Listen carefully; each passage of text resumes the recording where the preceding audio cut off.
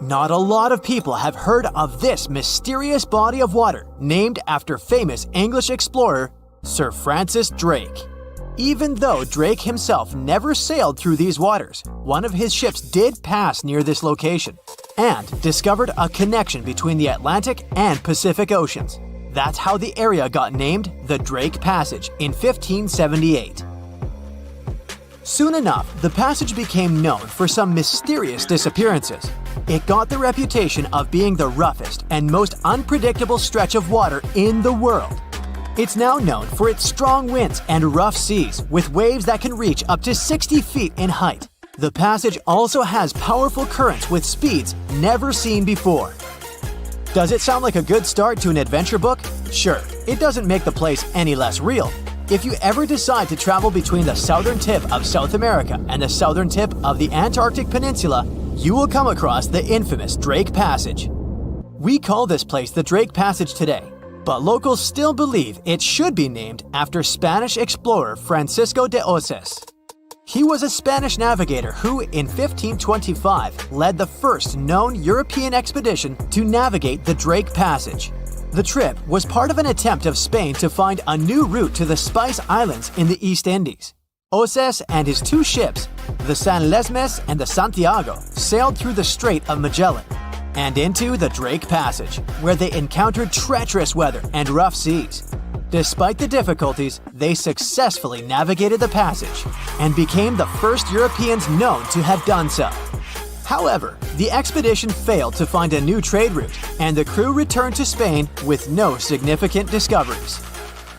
Some years later, in 1616, another ship captained by Dutch navigator Willem Schouten made one of the most successful voyages through the Drake Passage. Despite the difficulties of navigating the often turbulent seas, eventually, the Drake Passage became an important part of international trade routes in the 19th and early 20th centuries.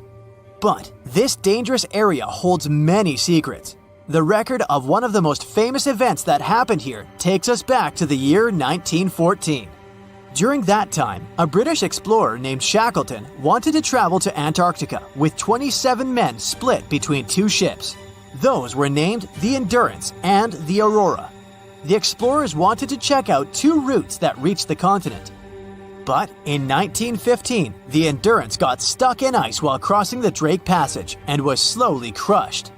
Shackleton and his crew had to leave the ship and could only gather some personal belongings. The Endurance eventually sank, and the crew had to survive on ice for a while. The mission changed from exploring to surviving, and only in 1916 all the men were rescued. The Aurora suffered a similar fate. It also got stuck in ice, and 3 men were lost at sea before the rest of the crew was rescued in 1917. For many years, the ship Endurance was thought to have been lost forever. But in 2022, a group of specialists went on a trip to find it. They left from Cape Town, South Africa on February 5th. The leader of the group said it was most likely the most difficult shipwreck search in history. They used special equipment to find the ship under the water and then used a special underwater camera to take a closer look. The members of the team were sure they had found the Endurance because it was in a place where very few ships had ever been. Despite being 10,000 feet underwater, the Endurance didn't look so shabby. It was actually pretty well preserved for a ship that had been underwater for more than 100 years. The explorers were still even able to see the word Endurance written on it. But it's not just ships that have a hard time with the Drake Passage. A plane with 38 people on board seemed to have disappeared over the Drake Passage in 2019, according to the Chilean authorities. It's believed it hit the icy and rough waters of the passage. Rescuers used ships, planes, and satellites to search for the missing plane and its passengers in the area where it had last sent messages. But the harsh conditions of the Drake Passage made the search very difficult. The exact location where the accident had happened was eventually found, but there were no survivors. The Viking Polaris is another of those ships that got damaged in the passage, even though it was designed for tough conditions. It was faster than most ships and more stable because of special equipment that kept it balanced. One night, back in 2022, the waves were indeed big, but the ship seemed to be doing well in the rough weather. But then, on its way back to port in Ushuaia, Argentina, a rogue wave suddenly hit the ship without warning. People on board felt like they had been hit by an iceberg. Rogue waves are much taller than other waves around them, and they're very unpredictable. Scientists still don't know exactly why they occur. When this rogue wave hit the Viking Polaris ship, it immediately broke windows on the second deck. Some people on board were hurt, but thankfully, most of them had been properly trained before boarding the ship and knew what they had to do in case of an emergency. The crew was also very good at helping the passengers. Most of them even claimed later that they would board the ship for the second time, despite such an unexpected experience. The boat eventually made it to the port without suffering further damage. What makes this region so hard to cross, though? For starters, the Drake Passage is a wide and deep area of water. It's about 500 miles wide and has a depth of 15,000 feet. Even the most experienced sailors who cross the passage every year say it can be dangerous, unpredictable, and even scary at times. And that's even considering the modern technologies we have today. The area is a mix of warm and cold temperatures, which can result in ravishing storms.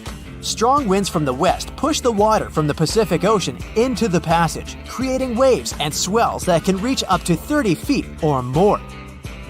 If accidents happen here, things can get ugly faster than anywhere else. The Drake Passage is a part of the ocean where the water is very cold and has strong currents.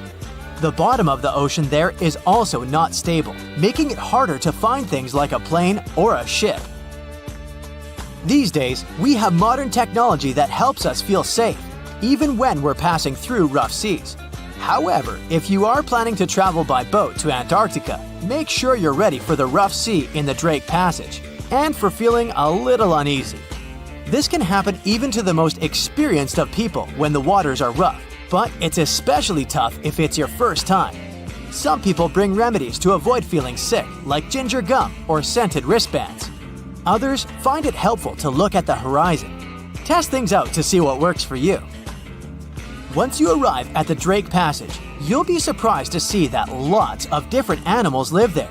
You can see many types of dolphins, birds, whales, and penguins. The water in the Drake Passage is also good for small animals like plankton, krill, which bigger animals such as whales, penguins, and seals generally have on their daily menus. As you get closer to Antarctica, watch out for the South Shetland Islands. These might be the first pieces of land you'll see. They're also located in the Antarctic Peninsula and were first discovered in 1819 by British explorer William Smith. The South Shetland Islands are home to severe active volcanoes, including Deception Island and Mount Fenton. The islands are also where you can find a number of endemic species, including the South Shetland Islands Gentoo penguin, which is only found on this piece of land. Welcome to the Spirit of Discovery cruise ship, which will take you on an unforgettable sea voyage around the Canary Islands. The azure endless ocean, delicious food, the highest service, premium cabins, and a terrible nightmare that you will probably remember for the rest of your life. This is exactly how one luxury trip of the Saga Cruises Company ended last year. Instead of relaxing during the cruise, passengers felt fear and horror, and even had health problems. And that's why. On October 24th, the Spirit of Discovery liner started a 2-week cruise around the Canary Islands. There were about 1,500 people on board. About 1,000 were passengers, and the rest were crew members. The first week went great, but then the liner encountered a serious problem called nature. There were strong winds and big waves. The captain decided to return to the UK ahead of time, but the decision was made too late. The ship was caught in a severe storm in the Bay of Biscay. A powerful wind with a force of 11 points hit the vessel. To make it easier for you to understand, the 11-point wind is able to tear out trees together with roots, destroy residential buildings, and plunge entire cities into chaos. Such a storm is rare, but Spirit of Discovery was unlucky enough to get into its epicenter. 11 points is the penultimate place on the Beaufort scale, which determines the wind rating. The most powerful storm has 12 points, and this is a hurricane. The wind reached a speed of 65 miles per hour, which is about the same as the average speed of a car on a highway. Not only did it push the spirit of discovery, but it also raised huge waves 25 feet high. Just imagine a wall of water the height of a 3-story building collapsing on a lone ocean liner. At that moment, the captain sent a message to all the passengers through the cabin speakers so that no one left their place. And his voice sounded worried enough. All the passengers had to lie down and hold on tight. According to the witnesses' words, the ship remained caught in the storm for about 15 hours. They held on with all their might so as not to crash into the walls and floor. All this time, tables were flying around the ship, dishes were breaking, furniture was moving all over the cabins. The waves smashed windows, partitions, and doors. Some people were knocked down because they couldn't hold on for so long. The storm hurled the passengers from ceiling to floor, from wall to wall. The ship's crew turned the dining room into a medical area to provide assistance to those who had been hurt. Despite the difficult and terrible conditions, the ship's team did a great job. They regularly informed passengers about the current situation and tried to calm everyone down. There was no panic and chaos on board. When the storm finally ended, the ship continued its journey and finally reached land, where medics urgently evacuated 8 passengers to the hospital. One of them was never able to survive this storm. It's good the ship didn't meet a rogue wave during the storm. This is a natural phenomenon that can appear during a storm and even in still water. It's a giant wave with a height of 60 feet. Like a 6-story house, it collapses onto a ship with incredible speed and capsizes it. And then the wave suddenly disappears. This is no joke. A similar wave has been recorded in the Gulf Stream off of Charleston, South Carolina. It's scary to get in its way. Now, let's go back to the past to remember one of the most terrible maritime tragedies. No, we're not talking about the Titanic. We'll talk about the Greek liner Laconia, which set sail from the English port of Southampton on December 19, 1963, with more than 600 people on board. However, just 3 days later, a terrible tragedy happened to the ship in the boundless waters of the Atlantic. At 11 p.m., in the barbershop hall, an electrical malfunction occurred. The problem led to a fire, which quickly spread to other rooms. The crew couldn't cope with it, since the fire was spreading too fast. The ship's team turned on the fire alarm, but there was no command to leave the vessel. Only 2 hours later, the captain ordered the passengers to evacuate. All this time, people were either relaxing in their cabins or enjoying a party in the ballroom. The crew was probably trying to put out the fire without causing panic. However, when the situation became critical, the evacuation began. People panicked and ran to the lifeboats, but many didn't manage to get inside. One of them was John Morris. He survived this catastrophe and shared his memories of how he put his family in a lifeboat while he stayed on board the ship. He didn't even have a life jacket. Since there was nowhere to go, the ship's crew opened a bar so that people could relax a little. However, at that moment, boilers began to explode inside the ship, and it became clear the vessel wouldn't stay afloat for too long. John Morris decided to jump into the water right in his tuxedo. As soon as he was overboard, he grabbed onto a piece of wooden deck cargo and swam as far away from the ship as he could. The giant liner could sink at any moment, and when such a huge object goes down to the seabed, it forms a water funnel that pulls along everything around. Rescuers arrived at the scene sometime later. Fortunately, John Morris's pregnant wife and young son were alive, but his mother-in-law unfortunately didn't survive the disaster, like many other people that day. Of course, after this incident, the Greek Ministry of Merchant Marine initiated a thorough investigation. For 2 years, they collected information from passengers and the captain, studied the technical characteristics of the ship, and eventually came to certain conclusions. According to them, the ship's crew gave the evacuation order too late. Not all passengers were able to get into lifeboats, but half of those boats remained on board because of the chaos that prevailed during the evacuation. Several officers of the liner were accused of negligence but the captain and his first mate received the most criticism. As for John Morris, he stated that he felt himself under protection that day. Another unusual story happened on a cruise ship relatively recently. Spoiler alert, the ship didn't sink, there was no evacuation, and the weather was good. However, for many passengers, this journey became a real challenge. Imagine that you've been working for a long time and saving up money to go on your dream trip on the Celebrity Mercury cruise ship in the Caribbean. You arrive in South Carolina, from where the ship begins its journey. You get on board, looking forward to a week's rest. At first, everything is fine. People are having fun, chefs are cooking delicious dishes, and beautiful daytime landscapes turn into night parties. But then suddenly, many passengers start throwing up. Someone is in a hurry to go to the toilet, and someone stays and vomits right in the halls. The cruise turns into chaos. More and more people feel terrible because of unknown poisoning.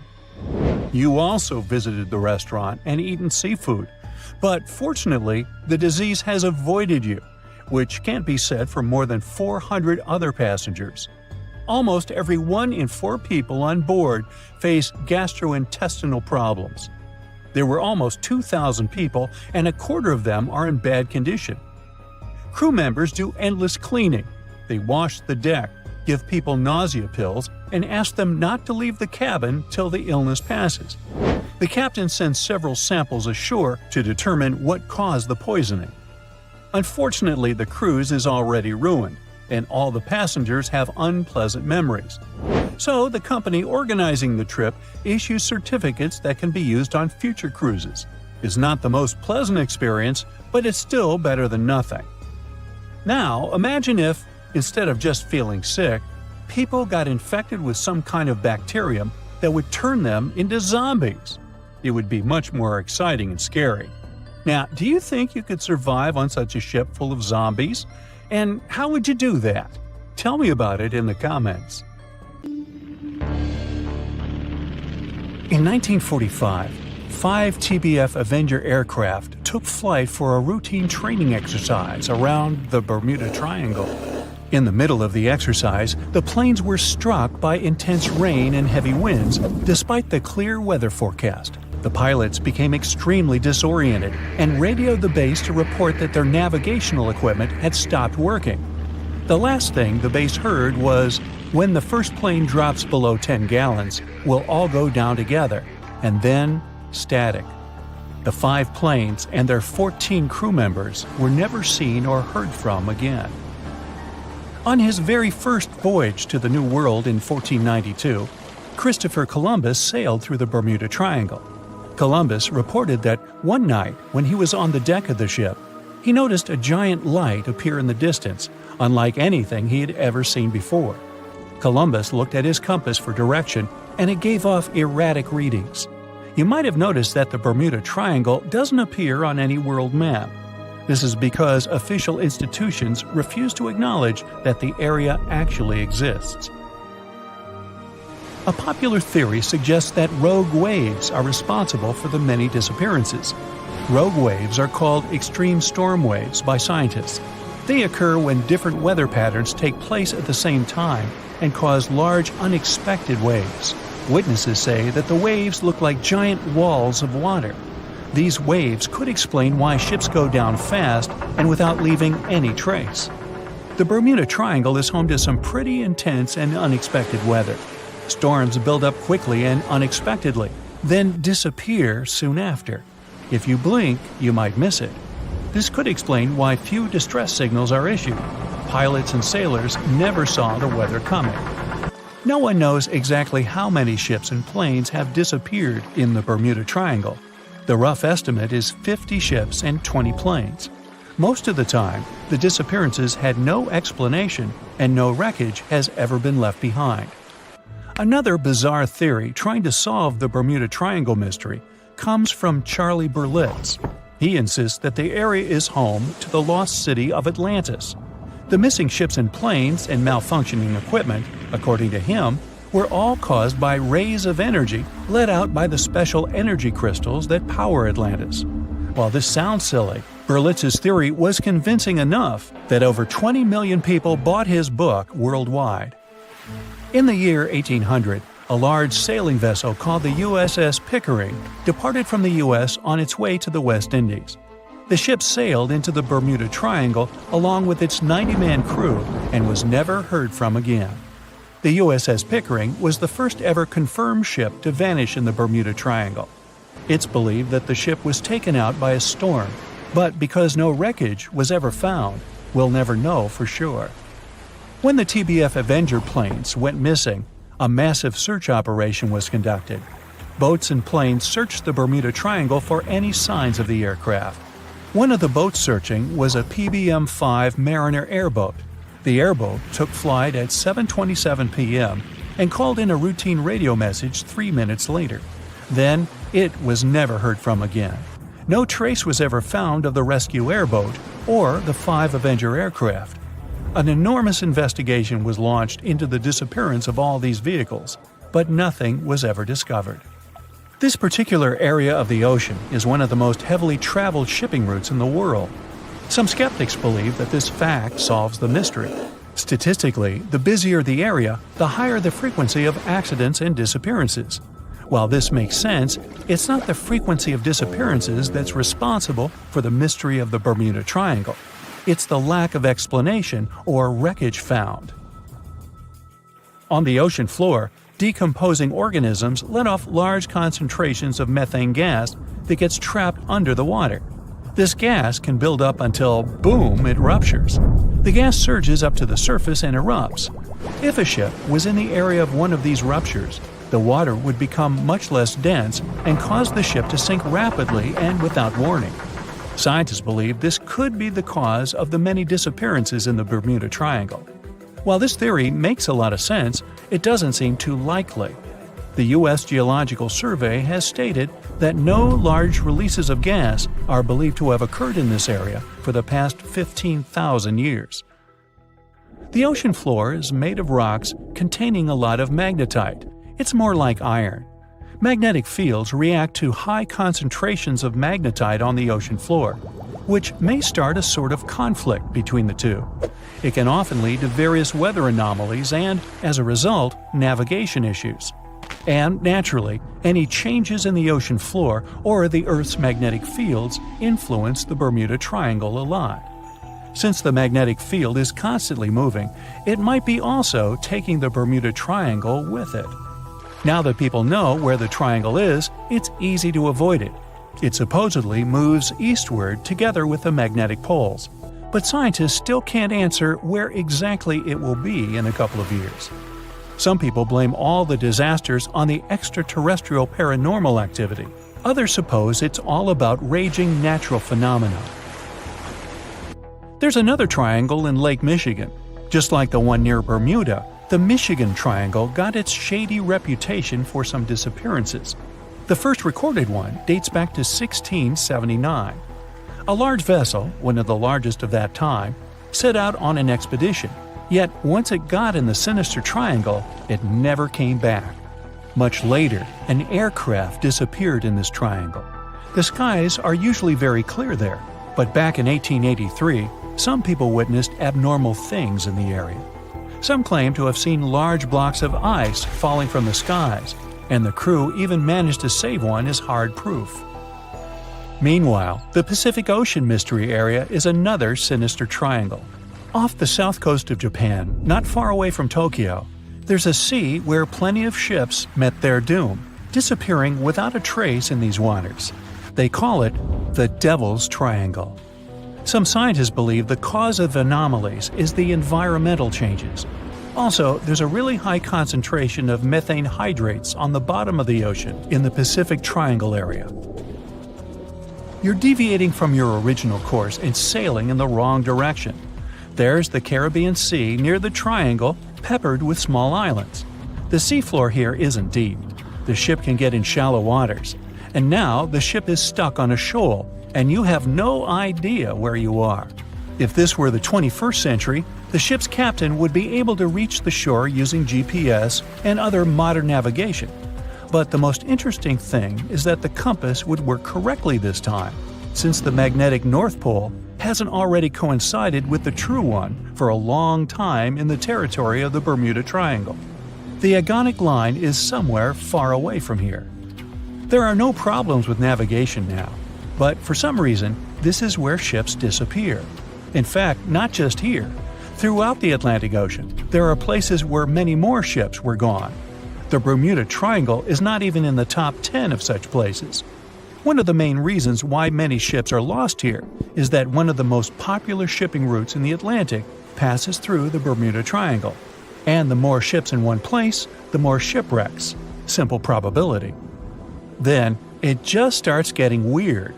Other theories say that there's a space-time rift in this region. Ships and planes fall into this rift and end up in the past or the future. But for some reason, there's not a single proof of this myth. There's no reason to think that the rift is hidden somewhere here. The base of an extraterrestrial civilization is located in the Bermuda Triangle. Visitors from other galaxies steal sea vessels along with the crew, so no one finds the wreckage of the ships. This is also a popular myth that has no scientific justification. The Kraken lives somewhere in the triangle. It's a huge squid that sinks ships and also is a legend that sailors tell each other. However, gigantic squids live in the depths of the ocean. They can grow to the size of half a train car, but no cases have ever been recorded where they sunk a large vessel. And in the area of the Bermuda Triangle, they have never ever been seen. People in the past didn't know about the existence of these creatures, so when they saw them for the first time, they described them as huge, terrible monsters. Giant squids are some of the most elusive creatures on Earth, and scientists had to use sonar equipment to find them. They don't like to leave the dark depths and are likely to be afraid of the sound of any ship. So, that should squash the squid as a suspect.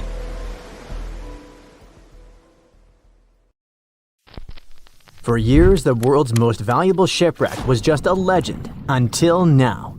It has finally been found, and among the wreckage was a real treasure worth $1.1 billion. To understand this better, we need to go back to 1622.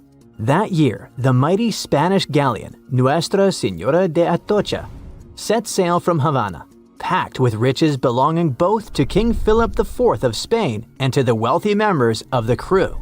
We're talking about gold, silver, copper, and emeralds from Colombia, Peru, Mexico, and Venezuela.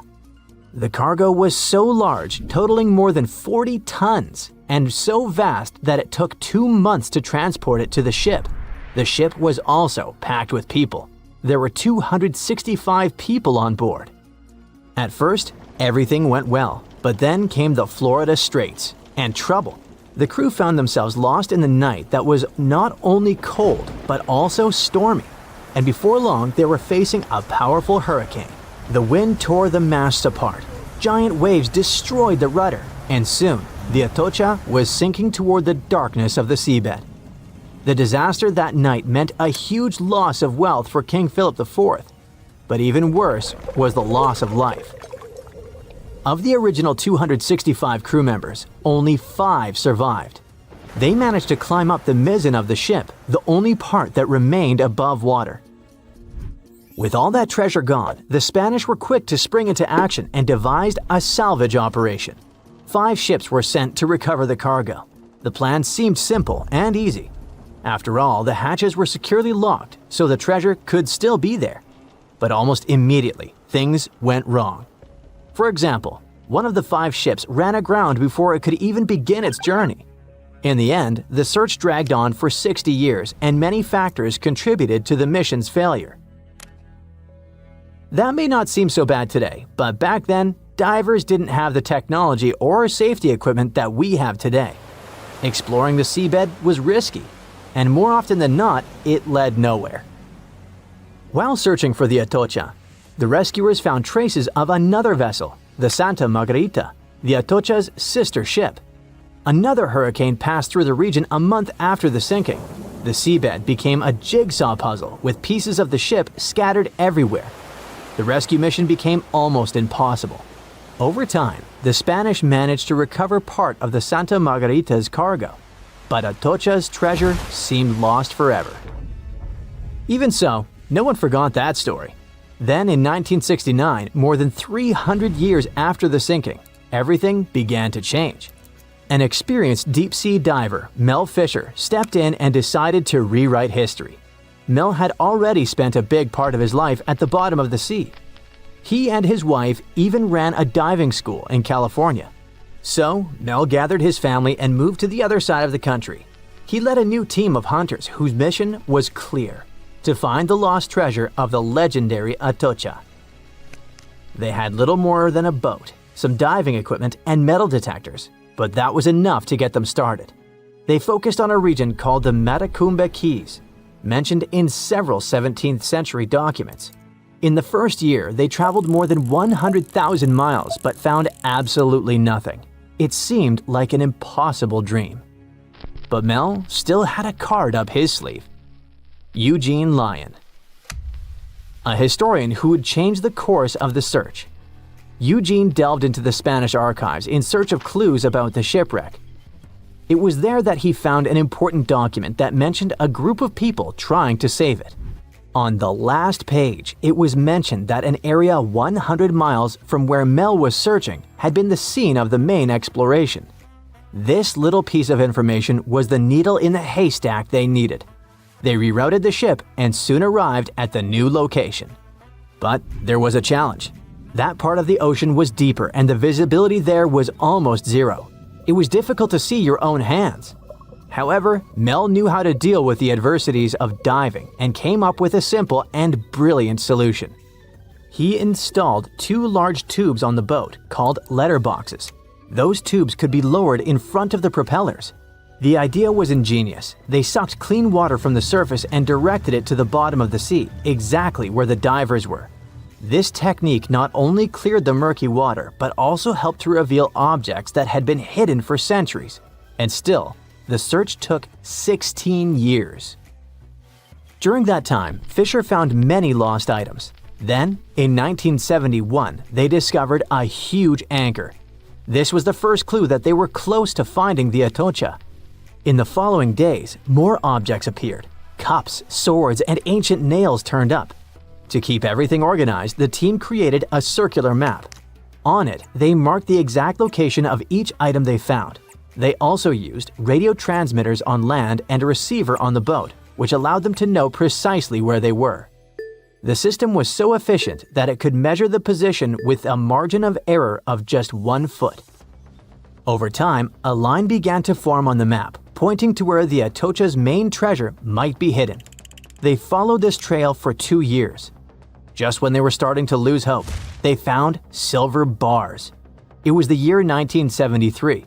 This opened the door to much bigger discoveries. The silver alone was worth over $100,000, but the real treasure was yet to come. On July 20th, 1985, valuables that would be worth around $1.1 billion today were finally discovered in the main hull of the ship. The treasure included 180,000 silver coins, 24 tons of silver bars, 125 gold bars, a collection of pearls, and 66 pounds of emeralds. Some of these finds were priceless, not only because they were rare, but because of their history. The Atocha Cross, the Royal Orb, and the Atocha Ring, 3 royal artifacts, were found in near-perfect condition. The Atocha Cross was the most valuable of all the artifacts. It had 9 brilliant green emeralds set in 22-karat gold. A true treasure from the past, shining once again after centuries underwater. Soon after the discovery, the state of Florida thought, wait a second, we want a piece of that treasure. They went to court, demanding a whopping 25% of the value. A bitter legal battle ensued and it lasted 8 years. It even went all the way to the Supreme Court. But in the end, treasure hunter Mel emerged victorious. He was even invited to The Tonight Show, showing off a massive gold chain found in the wreckage, wrapped around his waist like a belt. People called it the money chain, and for good reason. The find was so big that the wreck was declared the world's most valuable by the Guinness Book of Records in 2014. After the initial excitement, Mel sold some of the gems, but the bulk of the treasure remained in the family for a while. What was left was auctioned off. No one knows exactly how much the jewels were sold for, but one thing is for sure. Their value has skyrocketed over the years, and it's not just about the sparkle, it's about the legend that lives behind them. Today, these treasures are part of the particular Museo collection, the largest private collection of the Atocha artifacts in the world. And no, they're not for sale. But the good news is that you can still see them. They're on display, shining brightly in homage to Colombia's rich history and the famous mine from which they came. The people behind them say that these emeralds are as iconic as the rubies of Mogok or the sapphires of Kashmir. And honestly, they're right. On a fine summer night of August 30th, 1892, a shipping magnate took his family for a cruise on Lake Superior. They were traveling on the Western Reserve, which was supposed to be one of the safest ships of its day. It was made of a type of steel like that used to construct the infamous Titanic, and it ended up with a similar tragic destiny. The ship broke in two and was found only 132 years later, in 2024. The 300-foot steamship was the first steel-plated freighter on the Great Lakes. One newspaper called it the Inland Greyhound because of how quickly it cut through the water. Peter H. Minch was the owner and inventor of this vehicle, which had been built just 2 years earlier in Cleveland.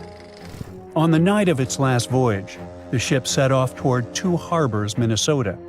Minch brought along 5 of his family members: his wife, their 2 kids, his sister-in-law, and his niece.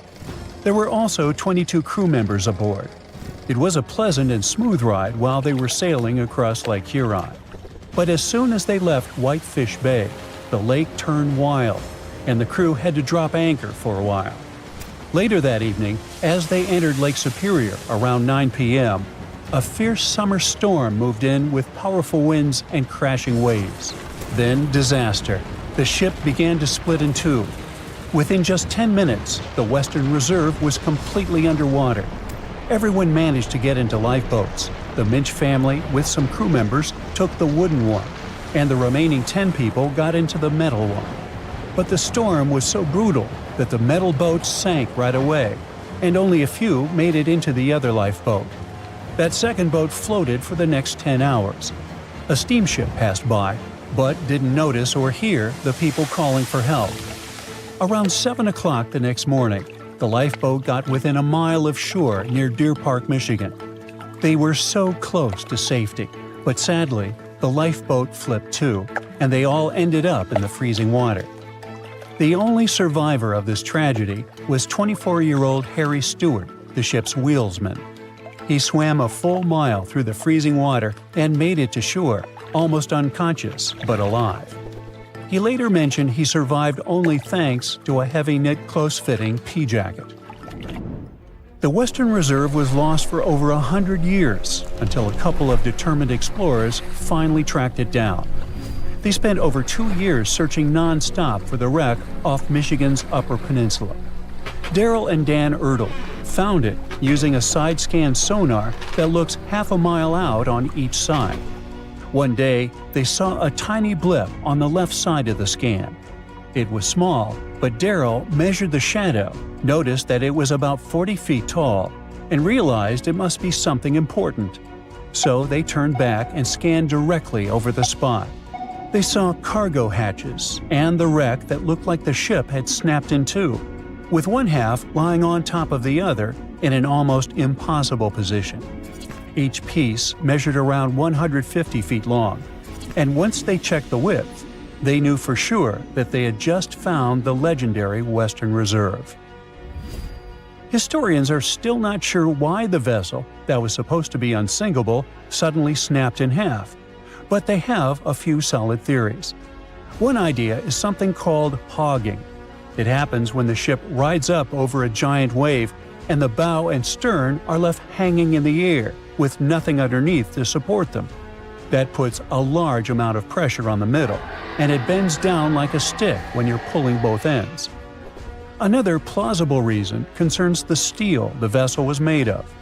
Back then, steel was the hot new substitute for iron. But quality control wasn't perfect. Some steel plates weren't made very well.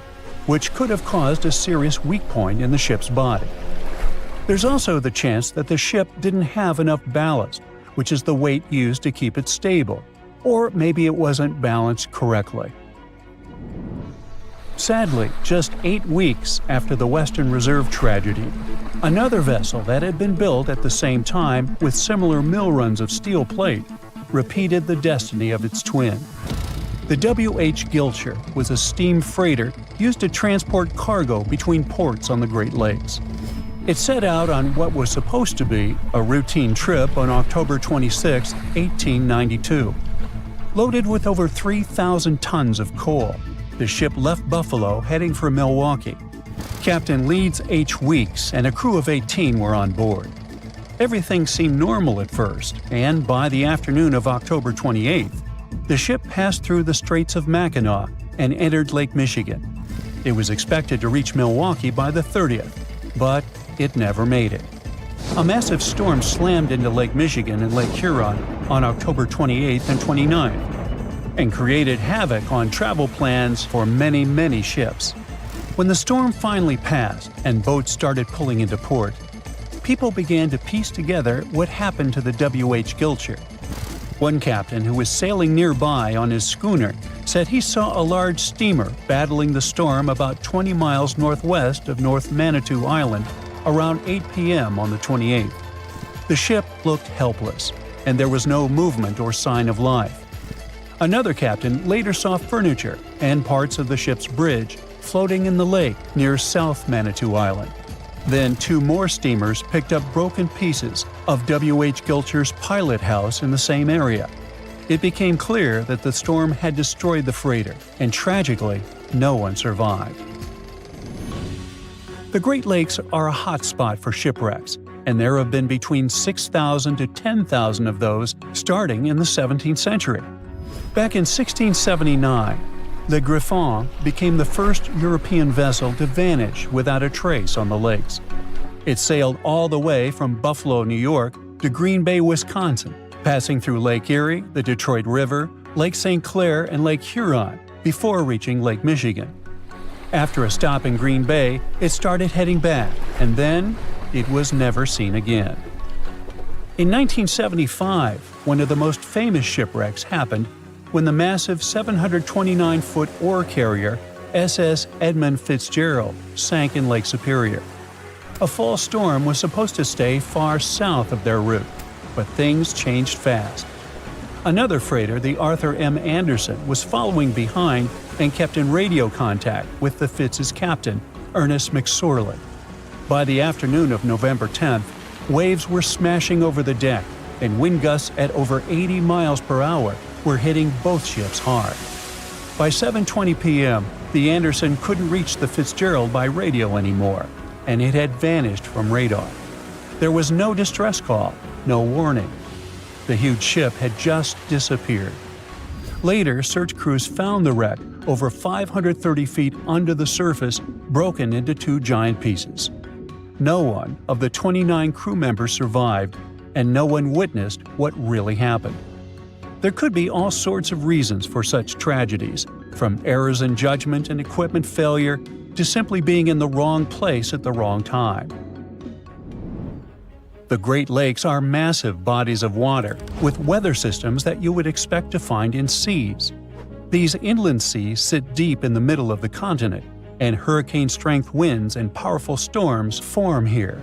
Many of them hit in November and December, when the waters are still warm from the summer, but Canadian cold air is starting to push down. There's a huge difference in temperature between the air and water. This difference and strong winds lead to massive waves. Plus, ice forms more easily in fresh water than in salt water. It builds up on ships quickly, and crew members also have to get around tricky ice waters. Water levels here are also unstable. In wet years, storms are more likely to happen, and this makes the risk of damage or disaster higher. A Portuguese archaeologist just discovered a bunch of sunken ships filled with gold, including a Spanish galleon with 22 tons of gold and silver. This much gold today is worth about $2 billion. and this is the money from one ship alone. Archaeologist Alexandre Monteiro made this discovery almost by accident. He was studying some documents when he found some information about a ship that went missing in 1615, and he decided he wanted to find it. After many years, Alexandre found not just this specific ship, he actually discovered 8,620 shipwrecks in the waters of Portugal alone. Out of this number, 250 are gold-filled shipwrecks, a discovery that would make any Jack Sparrow shake in his boots. Most of these ships went down for boring reasons like the weather, but sometimes they were destroyed in battles, which may or may not have been super epic. They were carrying gold and other treasures from the New World to Europe, and of course, everyone wanted a share. Alexandre had been studying historical shipwrecks for 30 years now, so he has discovered many ships that went down in somewhat glorious ways. In 1816, for example, a ship of one of the richest men in Portugal sank in Australia, with an insane amount of 66,000 silver coins. This was the first ship from Portugal to ever plunge in the waters of Australia. The bad news is that these ancient sunken vessels, filled with riches and epic stories, are not so easy to reach. They're deep down in the ocean and covered by sand. You could still try, but that would be stealing part of a country's history, and you wouldn't want to be that person, would you? Naturally, Portugal was not the only country that explored the seas back then. The coast of Europe is packed with sunken ships filled with gold. In fact, there are about 1 million historical shipwrecks underwater right now, and the treasures abandoned under the sea might be worth around $60 billion. It's an insane amount of money, but let me tell you that these gold-filled sunken ships aren't really worth the hassle. There are many stories of maritime treasure discoveries that turned into insane lawsuits and even long jail time. Our first story starts in 1746, when a violent storm crashed a ship called Prince de Conti near an island in Brittany. The ship was filled with tea, ceramics, and 100 gold ingots. Of course, the owners of the ship tried to save the loot, but if it's not easy now, imagine how it was back in the 18th century. It took more than 200 years for the vessel to be found. It finally happened in 1975, when a group of French men discovered it and decided to take pretty much every valuable thing they could find. Now, I said these things were not worth the trouble for a reason. In France, if you find anything that can be historical, you must declare it to the local authorities within 48 hours. Fail to comply, and you will be committing something known as a crime. To be fair, our French friends here did declare their findings, but only the corroded cannons from the ship. And the gold? Well, they sold it. Obviously, because each gold bar is worth between $125,000 to $231,000. It took French authorities almost 50 years to retrieve the stolen gold, and they didn't retrieve all of it. Part of it was bought by an elderly couple living in Florida, and the crime is so serious they were charged for connection with money laundering, organized crime, and the trafficking of cultural goods. The poachers also sold some gold ingots to the British Museum collection. Now, let's go back to the 1850s, when a steamer called SS Central America traveled from Panama to California and back again. This was during the California Gold Rush, a time when 300,000 people moved to California to dig for gold. Because the travel route was not easy breezy, people needed to carry their gold around on big ships. This is where our friend SS Central America comes in. In 1857, the ship had 578 people on board and about 10 tons of gold. Very few survived, and around $100 to $150 million in gold went down with the ship. All of this explains why in 1988, a group of investors from Columbus decided to finance a research project to find this ship. The research was led by a guy named Tommy Thompson. Tommy was really crazy about the idea of finding this sunken ship filled with gold. It took him years to find the exact location of the SS Central America. especially because the ship was 7,500 feet beneath the surface of the Atlantic Ocean, and retrieving it required a lot of fancy tech. A group of 161 investors paid for his adventure, but it goes without saying that they were not doing this out of love from their hearts. They invested $12.5 million in this project because they were expecting to earn at least 10 times more. But since life is not all sunshine and rainbows, 39 insurance companies sued the research team as soon as they retrieved the gold. Back when the ship was up and running, these companies insured the cargo of the SS Central America, and when the cargo was finally retrieved, more than 100 years later, they wanted to be compensated. They said it was not their job to retrieve it, but that doesn't mean they abandoned it. This crazy talk didn't stick, and 92% of the gold was given to the research team. The plot thickened when the investors were scammed by none other than Tommy Thompson, who fled with $4.16 million. He also had 500 gold coins, but he's not telling a soul where they are.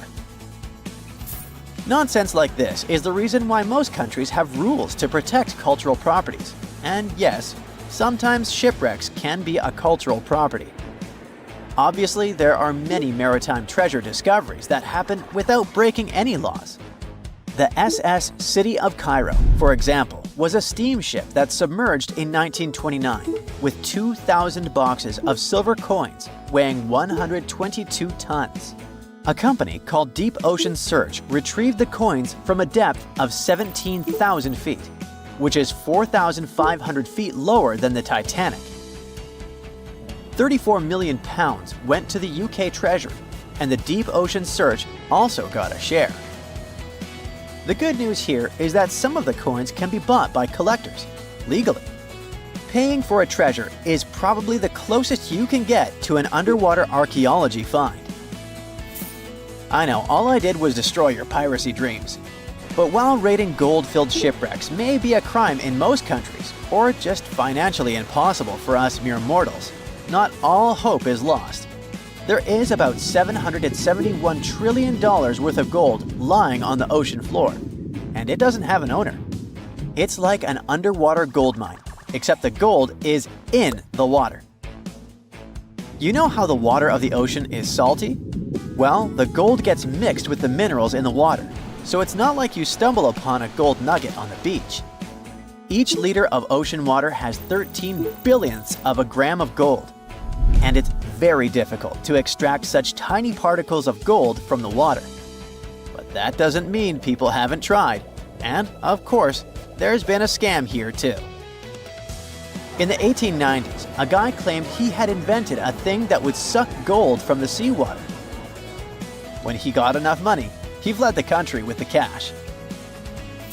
If you really want to get some gold, you could try to extract it from the Earth's core, which has 1.6 quadrillion tons of gold. There's 16 times more gold in the Earth's core than what humans have mined in the whole of history. No hoax involved here, because nobody has dared to go down there yet. With archaeologists discovering gold-filled sunken ships out and about, maybe we can make our own maritime treasure discoveries, or at least save enough money to buy some silver coins. The Bermuda Triangle is one of the most heavily traveled shipping routes in the world. Some skeptics believe that this fact solves the Bermuda Triangle mystery. Statistically, the busier the area, the higher the frequency of accidents and disappearances. While this makes sense, it's not the frequency of disappearances that's responsible for the mystery of the Bermuda Triangle. It's the lack of explanation or wreckage found. On his very first voyage to the New World in 1492, Christopher Columbus sailed through the Bermuda Triangle. Columbus reported that one night, when he was on the deck of the ship, he noticed a giant light appear in the distance, unlike anything he'd ever seen before. Columbus looked at his compass for direction, and it gave off erratic readings. You might have noticed that the Bermuda Triangle doesn't appear on any world map. This is because official institutions refuse to acknowledge that the area actually exists. No one exactly knows how many ships and planes have disappeared in the Bermuda Triangle. The rough estimate is 50 ships and 20 planes. Most of the time, the disappearances had no explanation and no wreckage has ever been left behind. When the TBF Avenger planes went missing, a massive search operation was conducted. Boats and planes searched the Bermuda Triangle for any signs of the aircraft.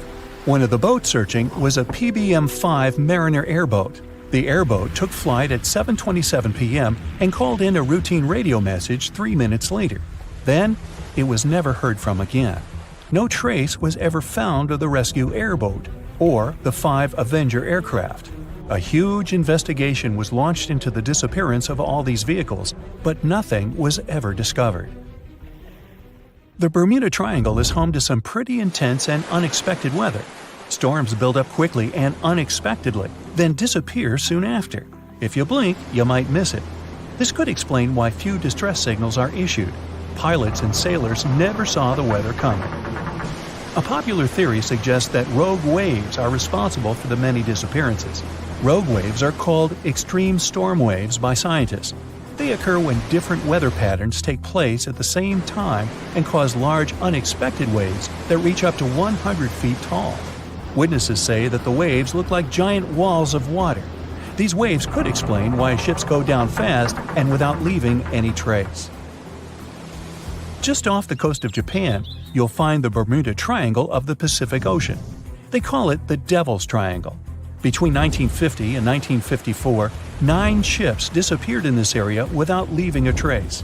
The ship Kaio Maroon 5 was sent to investigate these unexplained disappearances when it also vanished.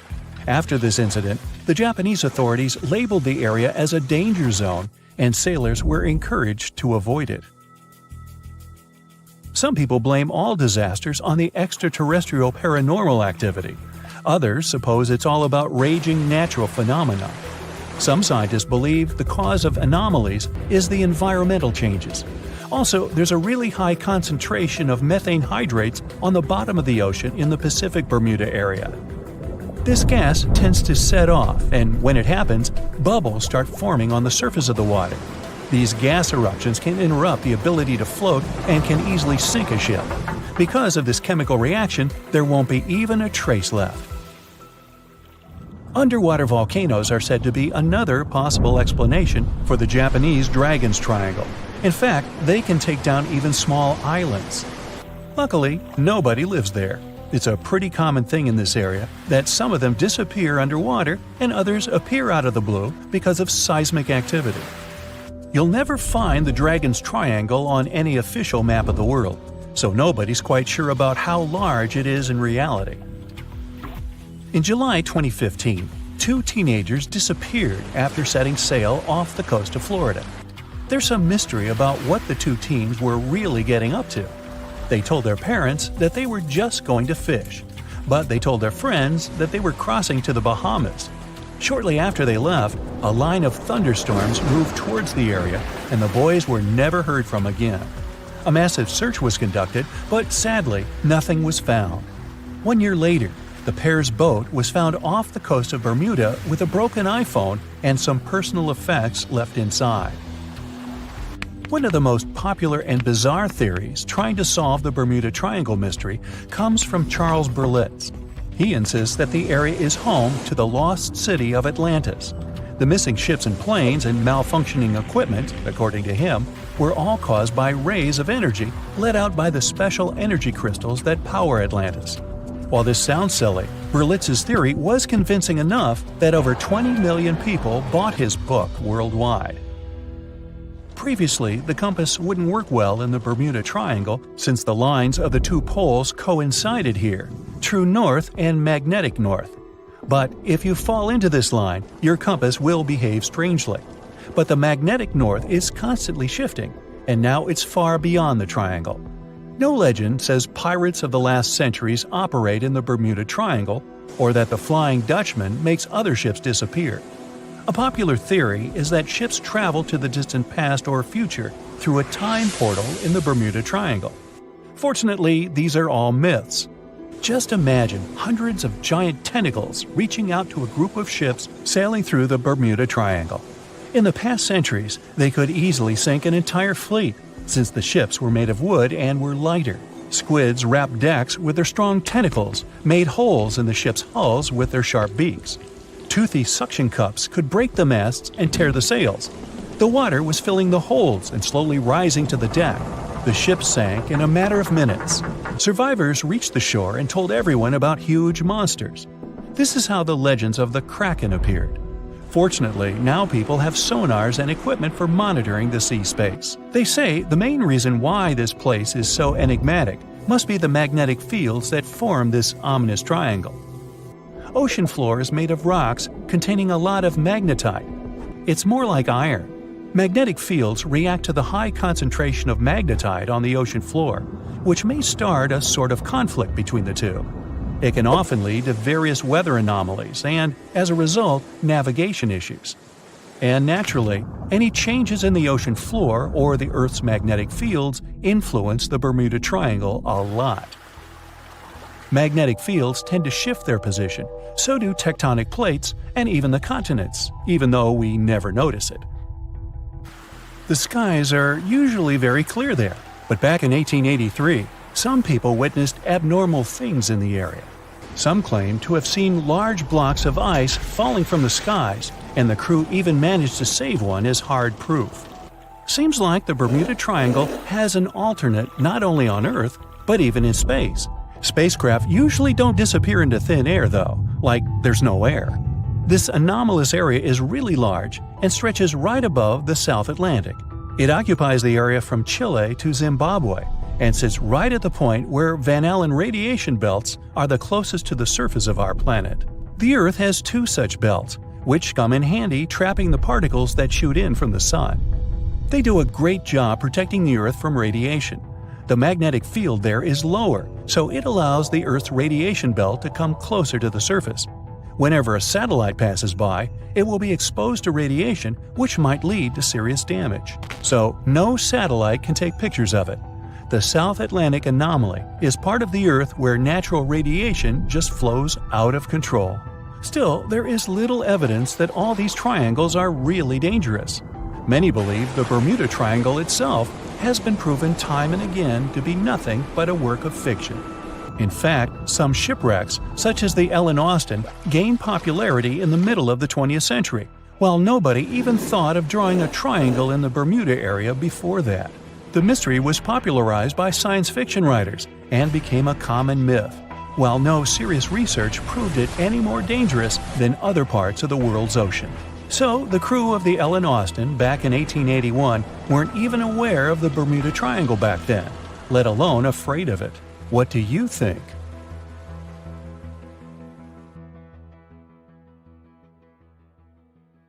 "360 years ago, a massive British ship, the London, blew up in the Thames estuary. The tragedy took over 300 lives, including the sailors and their loved ones. No one knows exactly what led to all this, but scientists are finally getting close to the truth. Divers accidentally found an exceptionally well-preserved bronze cannon from the ship. This cannon, that was buried in silt and clay for centuries, could have all the answers. The London was a service ship built for the Navy of the Commonwealth of England. It set off on its first journey in June 1656. The ship played a huge role in British history as it was part of a convoy that went to the Netherlands in 1660 to collect Charles II and restore him to the throne. 5 years later, in March 1665, it was traveling from Chatham to Hope. From there, the Admiral Sir John Lawson was supposed to take it to the sea. But just before reaching the buoy of the Knower, the gunpowder suddenly blew up on the ship. About 25 people who were in the roundhouse and coach survived, but over 300 drowned. The ship broke into two pieces. Henry Bennett, the Earl of Arlington, passed along rumors that it all happened because of cheap, low-quality gunpowder that was on the ship. When experts of that time inspected the shipwreck, they concluded that the cannons could still be salvaged, but the ship itself was a total loss. Later, when someone recovered some of them in 1679, there was a scandal where they tried to use them to settle a completely unrelated debt. In 2005, divers rediscovered the London. To protect it, port authorities even had to move the shipping lane, and a team of archaeologists got to work exploring it. That wreck is a big deal because it gives us real insights into English naval history. Visibility in the Thames estuary can be terrible. Sometimes you can't even see a foot and a half in front of you. Working on the site is also super tough because it's in a crazy tidal environment, and a busy shipping lane, where huge cargo ships constantly pass by, is still near. So when a cannon suddenly appeared, stuck deep in the clay, it meant the conditions had to be absolutely perfect. Experts believe the find is from the Commonwealth era, and it's medium size, about 8 feet 6 inches long. It was part of a special set made specifically for the London and was placed on the ship's lower deck. Every single gun carriage on the London was one of a kind because all of its cannons came from different countries and different periods in naval history. Big cannons were really rare and crazy expensive to make since they needed tons of bronze or iron and had to be individually cast. That's why the Navy often grabbed cannons from captured rival ships, old shipwrecks, or decommissioned vessels. The new find is one of the clues that could eventually help scientists to solve the mystery of the London tragedy. So far, they've also found leather shoes, pieces of instruments, wooden tools, rope, and a compass. All these artifacts are like puzzle pieces to them. They still don't have enough evidence to be sure, but it looks like both the pipe and candles could have been sources of flames that set off a larger bang. Some workers made another amazing find at a flooded quarry in nearby southeast England, about 60 miles southeast of London. They stumbled upon the remains of a rare Elizabethan-era ship hundreds of yards away from the nearest coastline. Finding a ship from the late 1500s is a huge deal, because very few vessels from that time have survived.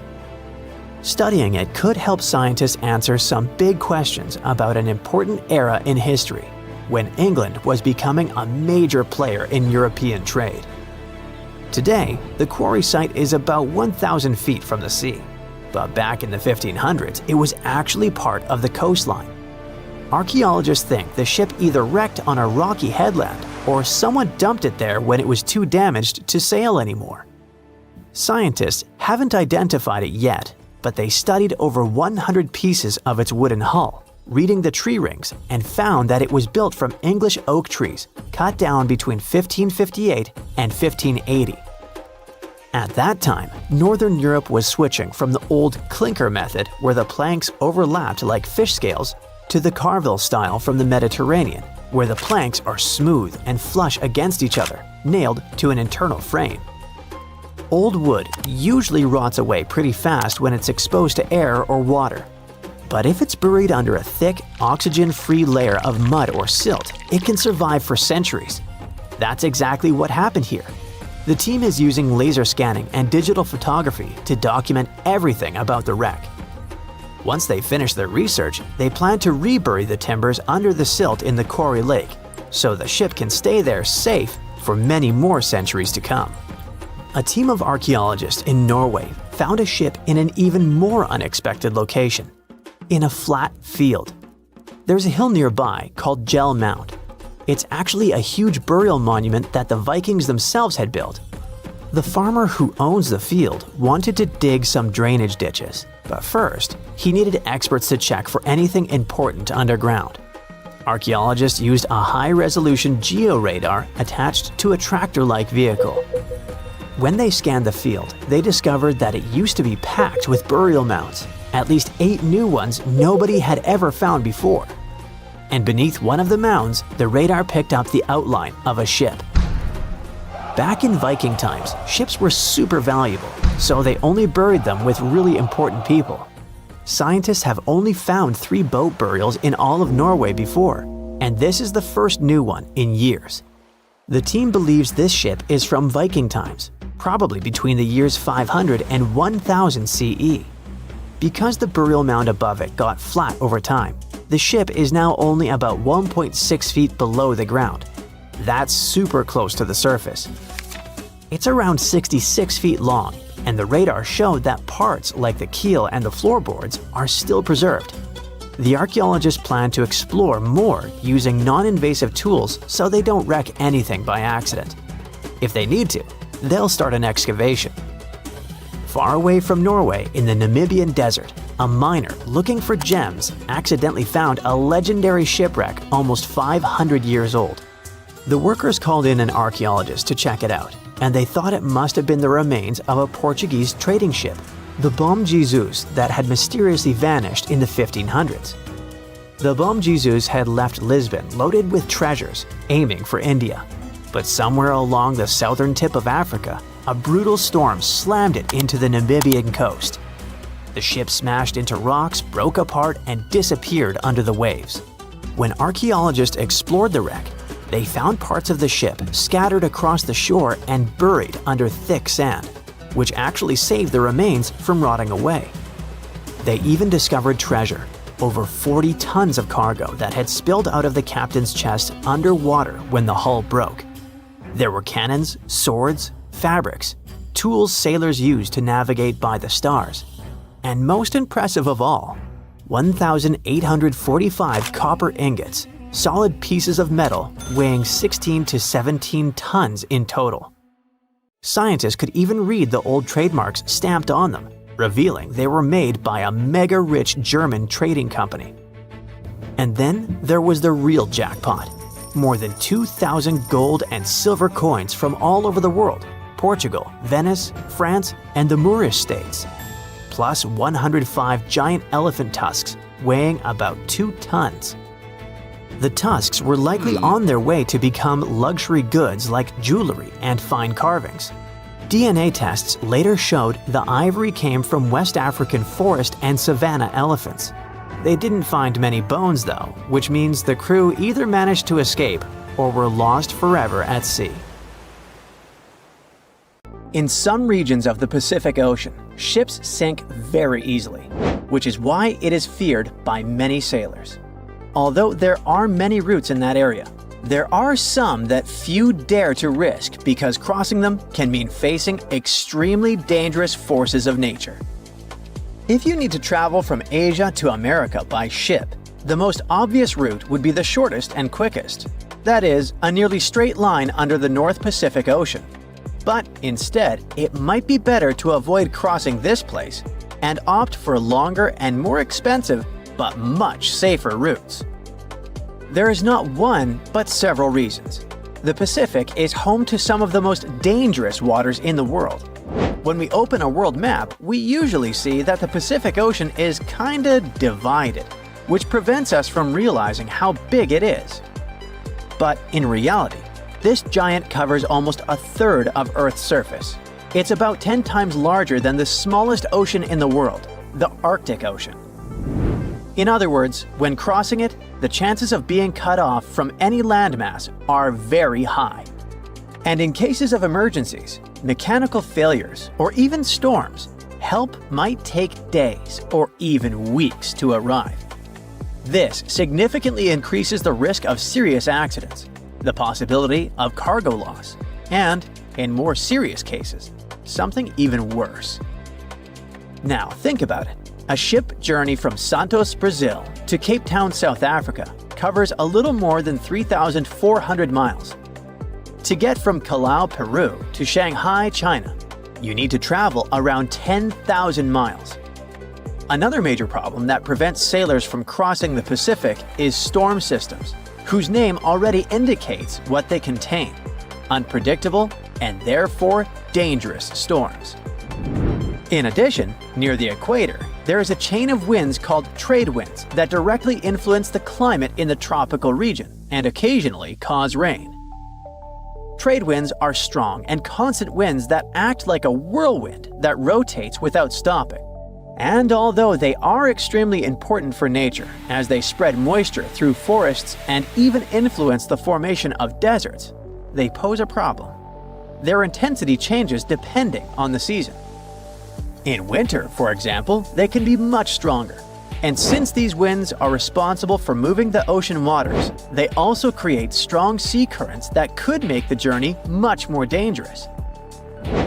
In 2015, researchers came across a series of extremely strong winter trade winds that caused a surge of short but intense waves in the Pacific Ocean. They observed that those waves began to hit the ship with constant force, as if they were repeatedly punching it. As a result, the hull structure was completely twisted and deformed. And in the end, they confirmed what they had already known. Those waves, caused by winter trade winds, could be a real threat to vessels. And by the way, do you remember that help in the middle of the Pacific can take a considerable amount of time to arrive? So, now there is much more than one reason behind the hostility of the winds. Such a large ocean doesn't have many geographical barriers, such as mountains or large islands. It means that there are no land structures around it that could hold back or slow down the winds and currents. So the trade winds and ocean currents have complete freedom to gain strength and speed. This explains why the Pacific is the scene of powerful storms and giant waves. This is different, for example, from the North Atlantic, where North America, Europe, and Africa help to contain and redirect the atmospheric and maritime systems. It is now very common for scientists to see the bottom of the Pacific Ocean as a giant jigsaw puzzle because it's literally full of moving pieces. It's home to the largest number of tectonic plates on the planet, and one of them, the Pacific Plate, is the largest maritime plate that science has ever identified. This particularity makes the region extremely unstable to earthquakes and volcanic eruptions. Even though the ocean may seem calm at first glance due to its geology, things can change very quickly. This makes it unpredictable and treacherous. For example, in 2022, the cargo ship One Apis was crossing the ocean, 1,600 miles northwest of Hawaii, when it was caught in a torrential storm. As a result, more than 1,800 containers were damaged, falling to the bottom of the sea. Hundreds more collapsed on the deck, turning into a real-life steel domino due to the force of the wind. The captain managed to steer the ship to Japan. The journey lasted about a week, and it was only when they got there that they understood the extent of the loss. But it wasn't just the One Apis. The following year, the ship Maersk Essen lost about 750 containers, while the Maersk Eindhoven lost more than 260. In both cases, the routes were bound for Asia. These three alone have already accounted for much more than the global annual average of containers lost at sea, which is about 1,382 per year. And the most curious thing is that these events happened in winter. Speaking of winter, it was in the winter of 2020 that the Pacific made history. Scientists recorded a 58-foot-high wave in the ocean, which is equivalent to the height of a 5 or even 6-story building. In general, a wave is considered giant or extreme when it's more than twice the height of the others around it. This one, however, was almost 3 times bigger than the rest. Now, it's important to remember that despite being rare and scary, these waves are not a tsunami, as they're caused by wind. Tsunamis, on the other hand, usually occur after underwater earthquakes or volcanic eruptions. Another big monster of the Pacific are typhoons, and the 2024 typhoon season confirmed this. One of the highlights was Hurricane Christy. It did not touch the crust, meaning it did not cause direct damage, but we cannot underestimate it. Christy reached Category 5 on the Saffir-Simpson scale, which is the maximum level. A hurricane of this degree is considered catastrophic, so it's no wonder that it was powerful enough to generate huge waves and extremely dangerous rip currents. In addition to this, there was also Super Typhoon Yagi, which hit the Asian continent with such force that it gained the reputation of the most powerful in the last 70 years.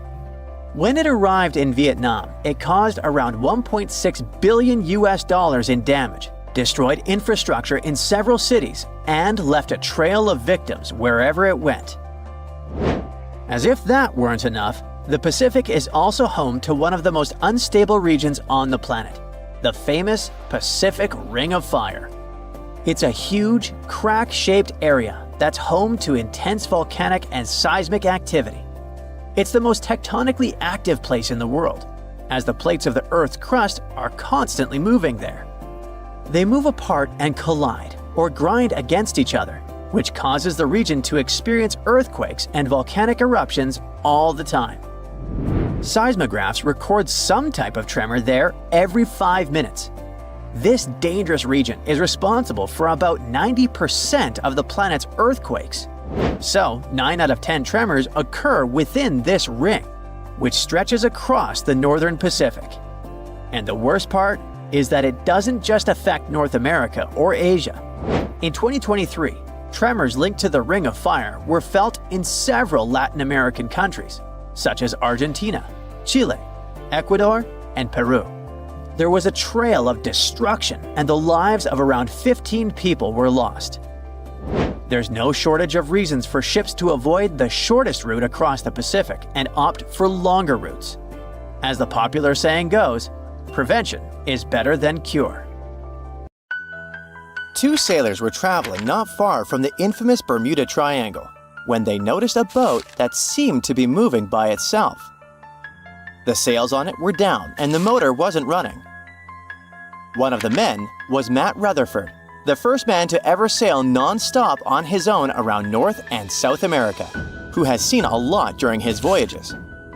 But this one was spooky even for him. An awfully abandoned boat that could be hiding scary things inside. Rutherford still decided to approach and inspect the vessel to see if there was someone aboard who needed help. This story happened in 2013, but the sailors waited for 10 years before they published the footage. The ghost ship, which turned out to be named Wolfhound, looked like an upscale one, and it probably cost hundreds of thousands of dollars. It seemed like whoever abandoned it was leaving in a rush. There were clothes and other personal belongings all over the main cabin. Some parts of the ceiling had fallen and some drawers had popped open. Rutherford was afraid to open doors in cabins, so he carefully searched the boat step by step, and luckily found no people who would need help. The sailors decided to tow the ghost ship back to Bermuda. It wasn't easy because Wolfhound was bigger and heavier than their boat. After days at sea, the crew was running low on fuel and asked a passing freighter to stop and give them some gas. They kept pulling Wolfhound with just sail power until the tow line got wrapped around the rudder, and they realized they could get stranded in the Bermuda Triangle. So they had to abandon the ship. After another 23 days in the Atlantic, they finally reached Bermuda. As it turned out later, the mysterious ghost ship belonged to an Irish yacht club member. It got caught in a storm with waves that were 20 feet high and super strong winds, and couldn't continue its voyage. A Greek cargo ship rescued the crew, but they had to leave the ship. Rutherford and his crew found the yacht 9 weeks later. Wolfhound is one of more than 50 ships and 20 planes that disappeared in the Bermuda Triangle since the mid-19th century. The first ship, at least officially documented, was the USS Pickering. It departed from Delaware to the West Indies in 1800. There were 70 people aboard. No one ever heard anything from them ever since. And perhaps we'll never know what exactly happened to them and where the ship is now. The largest ship that has ever disappeared in this mysterious area is the USS Cyclops. In March 1918, carrying a crew of 306 people, the USS Cyclops left Barbados and headed home to Baltimore. It had tons of dense manganese ore on board, which was used in steelmaking. Something happened during its 9-day voyage when it was passing through the Bermuda Triangle. The last message from Cyclops said, "Weather fair, all well," and then it disappeared forever, without even an SOS signal. Another ship that the Bermuda Triangle supposedly took forever was the Cotopaxi in 1925. It was loaded with coal and had a crew of 32 people on board. Its trip was supposed to go from Charleston, South Carolina to Havana, Cuba, but something went wrong and the ship disappeared. Recently, scientists discovered that the Cotopaxi was lying at the bottom of the ocean about 35 miles from St. Augustine, Florida. Divers who like to go down to the wreck nicknamed this spot the Bear Wreck, but didn't realize they were exploring the remains of the Cotopaxi. One of them, Michael Barnett, was trying to identify the wreck for over 15 years. He carefully measured different parts of the shipwreck that survived underwater with his team. When they compared these measurements with old blueprints of the Cotopaxi, they saw that everything matched up perfectly. The size and position of the boilers were exactly as described in the blueprints. This helped them confirm that they had found the Cotopaxi, and it looks like there was nothing mysterious about its disappearance. It was a combo of bad maintenance, poor care, and rough weather. Many of the hatches used to access the cargo hold where the coal was stored were either broken or missing. This meant that if the ship ran into a storm, water would easily get into the cargo hold, and the ship would get unstable and sink. As the Cotopaxi sailed off the coast of Florida, it met a tropical storm. Just before it disappeared, it sent out a distress call. It was near St. Augustine, so all the puzzle pieces fell into one place. People have come up with all kinds of ideas to explain what might be happening in the Bermuda Triangle. The wildest one is that spaceships from other planets are taking these ships and planes away. Or maybe it has something to do with the lost city of Atlantis, a legendary underwater city. But there are also more rational explanations, such as the fact that this area often has wild and unpredictable weather, with sudden storms and water spouts. For hundreds and hundreds of years, sailors have told stories about giant rogue waves that seem to come out of nowhere in the open ocean. It sounded like a tale in the past, but in the last 20 years, satellites have spotted these freak waves, some of them reaching over 100 feet tall. Storms from the Gulf of Mexico can hit the Bermuda Triangle area and create such rough and unpredictable waves. Scientists built a model of the USS Cyclops and put it in a wave simulator. They say that even a rogue wave 50 feet tall would be enough to flip over that ship. It had a flat bottom and was less stable and more likely to tip. There are also lots of hills and deep valleys on the ocean floor, which can be dangerous if a ship isn't navigating carefully. Sometimes things can go wrong with engines, communication systems, or other equipment. If a plane or ship has a mechanical problem far from land, it can be really hard to get help quickly, especially if rescue teams are far away. The Bermuda Triangle also has magnetic anomalies, so in some parts of it, the compass might point in the wrong direction. And then there are human mistakes, like misjudging distances, making wrong turns, or not listening carefully to directions. This is what happened to Flight 19, a group of planes that went missing. The leader of the flight, Lieutenant Charles Taylor, decided to fly into bad weather without all the equipment they needed. He was also tired, so it was really hard for him to make good decisions. Disappearances in the Bermuda Triangle don't really happen more often than in other parts of the Atlantic Ocean, where a lot of ships and planes travel. They just attract more attention and talks. You still won't find the Bermuda Triangle on any map, and it doesn't have official borders. So we might never be able to solve its mystery because we can't be sure it even exists. But maybe we need to be worried about another Bermuda Triangle, the one up in space. This space triangle doesn't make things completely disappear, but it messes with the equipment on the spacecraft, causing glitches and makes things stop working for a while. The Bermuda Triangle of Space, which is more officially known as the South Atlantic Anomaly, is a unique area above the Earth that stretches over parts of South America and Africa, from Chile all the way to Zimbabwe. It sits right where a part of Earth's magnetic shield is weaker than usual. When a satellite passes through this area, thousands of high-energy particles, especially protons, hit every square inch of it every second.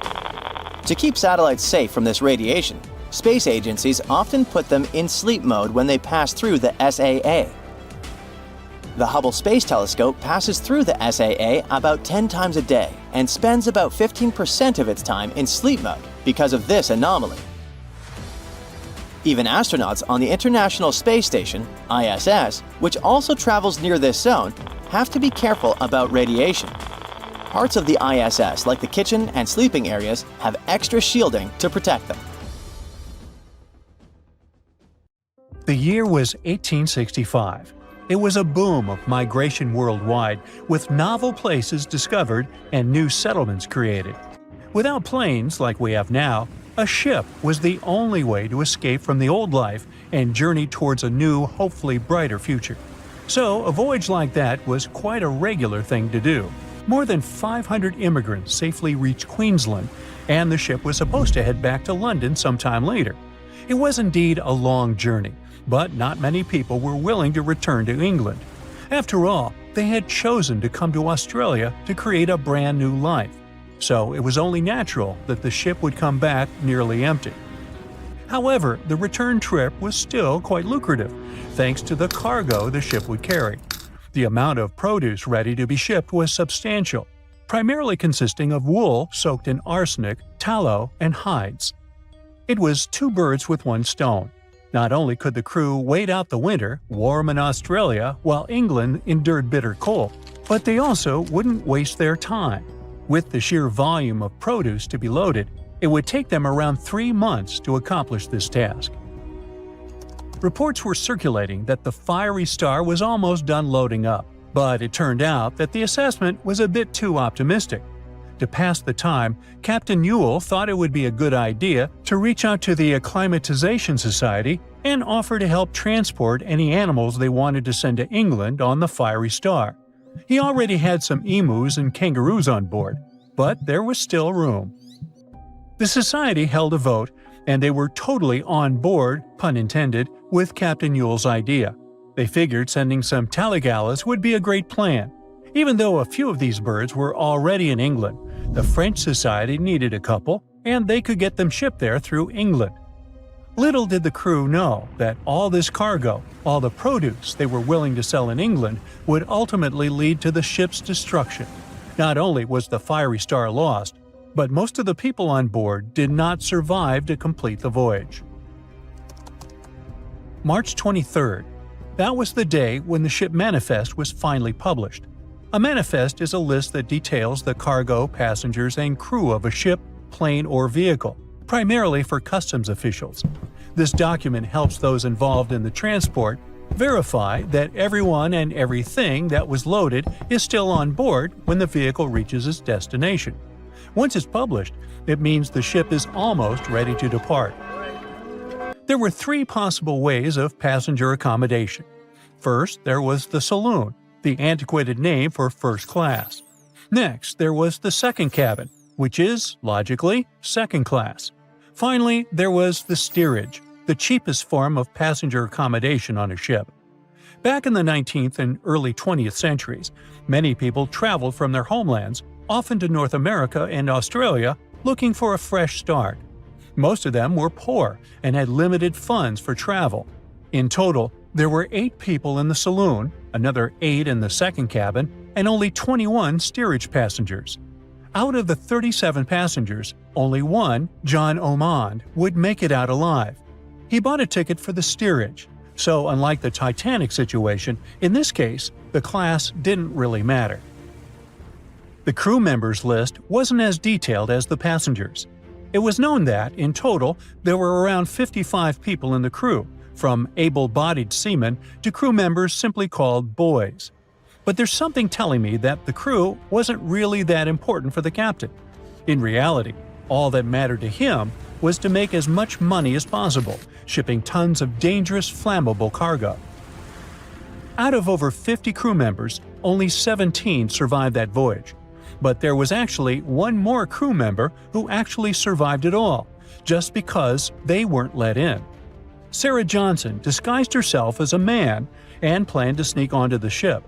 However, something about her looks made the captain get suspicious, so he called the police and made Sarah leave the ship as he didn't want any immoral behavior to take place. Well, he saved her life. For him, it was the last voyage. The captain, W. Hunter Ewell, was quite a celebrity apparently. He already had a record of the safe landing of immigrants in the previous year, so there seemingly was no reason to worry. The trip promised to be safe. clipper Fiery Star left Moreton Bay bound for London. The passengers took their places. The cargo had already been loaded. The full list is astonishing.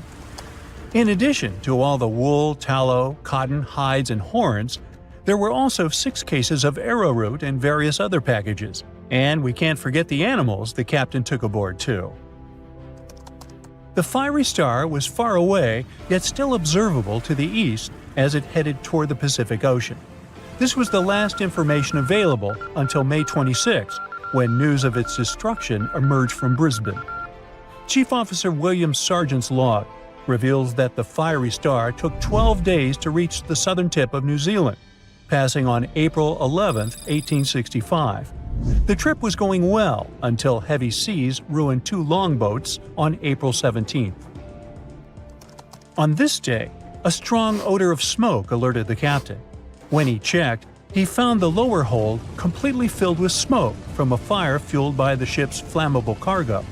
The hatches were quickly closed to try to contain the flames, but by the next day, the heat and toxic smoke had forced passengers out of their cabins. George Maber was one of the lucky survivors.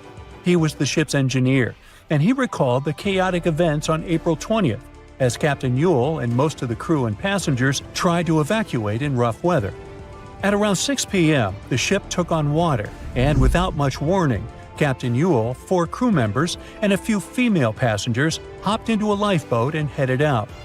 The next boat, managed by the second mate, Mr. Adio, was a gig, followed by a crowded jolly boat. Lastly, there was a waste boat, which was barely seaworthy, with 2 men constantly bailing water to keep it afloat. The plan was for the boats to stay close to the Fiery Star overnight and head for the Chatham Islands the next morning. But by dawn on April 21st, all 4 boats had vanished without a trace. On the burning ship, there were 17 crew members and passenger John Oman, who banded together under Chief Officer William Sargent's leadership. For 5 days and nights, George Maber pumped water on the fire without rest. He volunteered to go down the forehatch with a rope around him and a handkerchief over his mouth. He discovered that the foremast had been burned through for about 7 inches, and the port side was severely damaged, resembling an empty shell. Exhausted, he returned for fresh air, but later descended again with Quartermaster Marshall to access a water tank. They couldn't open the lid, and as George crawled over the hides, he felt himself sinking. When they reached the deck, they collapsed from exhaustion. The cargo had been destroyed by smoke and fire, and the heat on the deck was intolerable. The crew survived on limited rations and caged chickens, using every spare piece of wood, including pigsties, for the pumps. Distressed pigs ran wild in the heat. A raft was constructed, but was too weak for the open sea. Sleep was elusive, and the crew had lost everything, with only hopes of reaching land or meeting another ship. Finally, the Dauntless appeared and sent a lifeboat to the Fiery Star. Captain Moore boarded the Fiery Star on May 12, and after assessing the situation, he agreed that the crew could do no more. They boarded the Dauntless at 4 p.m., witnessing the Fiery Star succumb to flames by 11:30 p.m. It was a narrow escape. It's June of 1857. A fierce storm slams into Geechin Bay, Australia, and rips apart a Dutch ship weighing 800 tons. Part of the crew tries to escape in a small boat, but only 9 of the 25 men on board survive. Now, many years later, researchers believe they've found this long-lost gold rush shipwreck. Yep, this ship is tied to one of the most dramatic high-stakes chapters in Australia's history. We're talking about the shipwreck of Koning Willem de Tweede, a vessel built back in 1840. This historic ship discovery is a big deal since it's now considered a real treasure in the world of underwater archaeology in Australia. Let me tell you why. By the middle of the 19th century, Dutch ships were carrying not just goods, but also people from Asia who were hoping to start a new life in Australia. And they were all chasing one thing: gold. Yep, the precious metal was discovered in Australia in 1851. Well, officially at least. It was actually found a few years earlier. But let's just say the authorities decided to keep that little detail away from the newspapers. Anyway, the big public discovery happened in 1851 when an Australian gold prospector named Edward Hammond Hargraves led an expedition in the New South Wales region, and he chose to tell everyone about his find. And just like that, the gold rush began. News spreads fast, so people start arriving from everywhere: Britain, Ireland, Germany, the Netherlands, and also from China. It's estimated by that time around 20,000 Chinese had made their way to the goldfields in Victoria. By 1861, about 3% of the Australian population had been born in the Asian country. Most of them came from the southern region of Guangdong, which was going through a really tough time back then. They'd been through it all: foreign invasions, massive floods, serious food shortages, you name it. Many people had lost everything. Their money was gone, their homes destroyed. They couldn't even afford a bite to eat. There was no clear way out of the poverty they were stuck in. But then, word started to spread. There was a goldfield somewhere in a distant British territory. They heard stories from people all over the world going there, that it was peaceful, full of opportunity, and that the land itself had everything you could need. It sounded like a dream. Before long, they began calling it Xinjin Shan, or New Gold Mountain. So, many scraped together what little they had left to reach Australia and start over. It was a shot at a better life, a chance to lift entire families out of poverty. But getting there wasn't cheap or easy. They had to travel in huge ships, and the average trip from Guangdong province took about 3 months to reach Sydney or Melbourne. At some point, Australian authorities decided to impose a tax on Chinese arrivals. Every passenger who disembarked at Victorian ports had to pay a £10 poll tax. So what do you think happened? The routes changed, of course. Instead of docking directly in Victoria, ships began stopping in Robe, a town in the southeastern part of South Australia.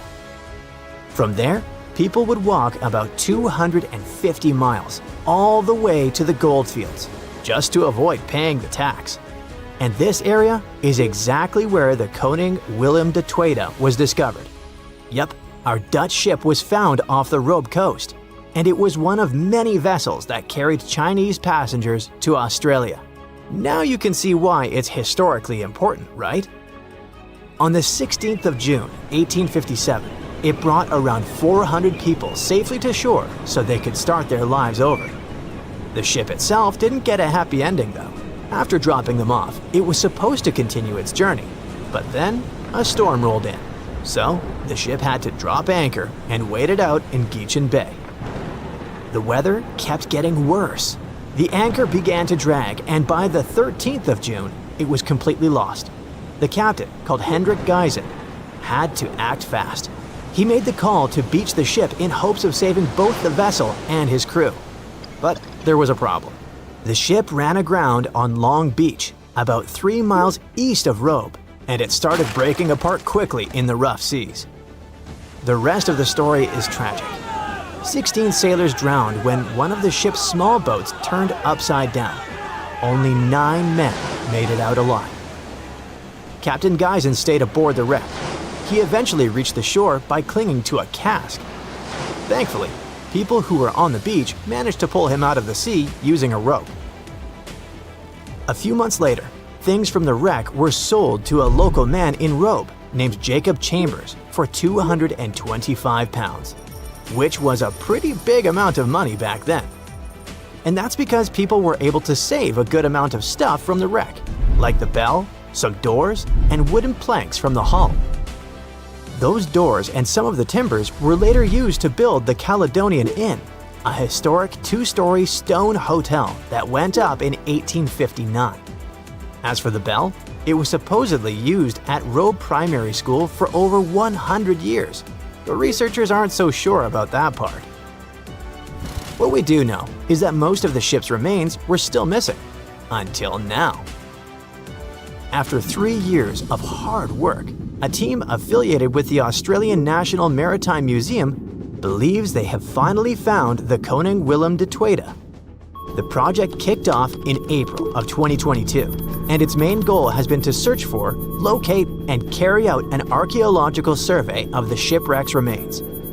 To do that, they mainly used two tools: underwater metal detectors and a marine magnetometer, a device that detects changes in the magnetic field of the seafloor. Soon, this technology started picking up a bunch of anomalies in the area where the shipwreck was believed to be. And by anomalies, I mean weird signals. Clues that something might be buried under the seabed, probably hidden under layers of sand or mud. They believe those signals were coming from the iron parts of the ship's windlass. That's a big winch at the front of the ship used to pull up the anchors. Some of those pieces were sticking up slightly from the seabed, along with a partially exposed iron frame. They also spotted a well-preserved wooden plank underneath the windlass, which suggests that more of the ship's hull is still down there, just buried under the sand. So why do they feel confident that this wreck is the Koning Willem de Tweede? Well, basically for three reasons. First, the location. The spot where they picked up those signals lines up with historical accounts of where the ship went down. And it just so happens to be the only known shipwreck in that part of Long Beach. Second, the size. The cluster of magnetic signals roughly matches the ship's documented length, which is about 140 feet. Third and last reason, they found pieces of Chinese pottery from the 1800s right on the beach next to the site. When you put all those facts together, it basically screams Koning Willem de Tweede. That's why the team feels so confident they've finally discovered this historic ship. But even though they have good reasons to believe it, more research still needs to be done, so they're planning future visits to the site to keep monitoring things. The goal is to check the ship's condition and look for more parts of the hull or artifacts that might get uncovered as the seabed shifts over time. Let's hope they get lucky next time around. There's a stretch of water that even the most experienced explorers fear. No matter what season you choose to cross it in, you risk meeting face-to-face with waves that can reach as tall as the Hollywood sign. I'm talking about the Drake Passage, the waterway connecting the Pacific Ocean to the Atlantic Ocean, stretching from Cape Horn at South America's southernmost tip to Antarctica's South Shetland Islands. It's about as wide as the distance from London to Berlin and takes up to 48 hours to cross. Some sailors compare getting on the other side to going to the moon. That's how challenging it is. Even the man who discovered it, Sir Francis Drake, never sailed these waters because they seemed too dangerous to him and opted for a calmer, although longer, Strait of Magellan. The passage took the lives of around 20,000 sailors and over 800 ships. Tourists who want to see Antarctica cross the Drake Passage on a regular basis, although it's still often called the world's most terrifying ocean crossing. The Antarctic Peninsula, where travelers go, isn't really part of Antarctica itself. It sticks out and points towards South America like two fingers almost touching it. The water gets squeezed between these two land masses, making strong ocean currents. The passage is part of the Antarctic Circumpolar Current, the largest ocean current on Earth. The water rushes through the passage at a speed between 95 and 150 million cubic meters per second, which makes it rougher. And then there are winds that usually blow from west to east and are very strong between 40 and 60 degrees latitude. That's why those areas are called the Roaring 40s, Furious 50s, and Screaming 60s. Land slows down winds, which is why storms hitting Ireland and the UK get weaker as they move east. But Drake's latitude is the only place where winds can blow all around the Earth without being stopped by land, so they keep getting faster. These strong winds turn into huge waves that can hit ships really hard, normally around 13 to 16 feet tall. They're much higher than waves in the Atlantic. Drake Passage also has underwater mountains that you can't see.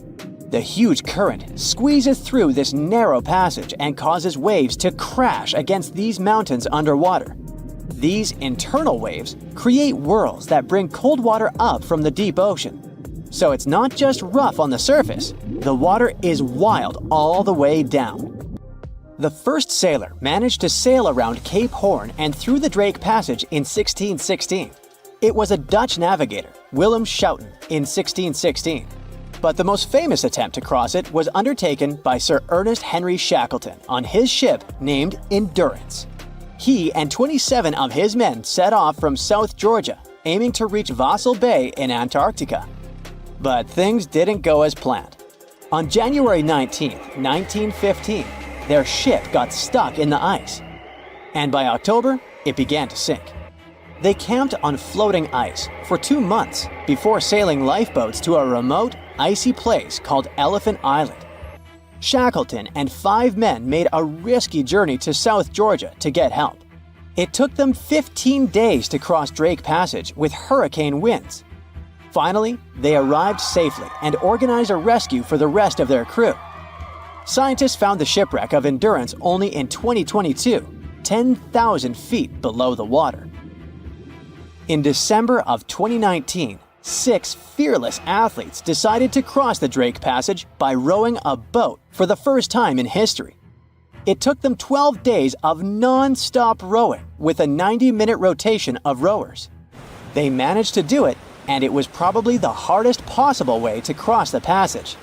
The athletes mentioned it was cold, wet, and dirty, and the waves hit them like walls.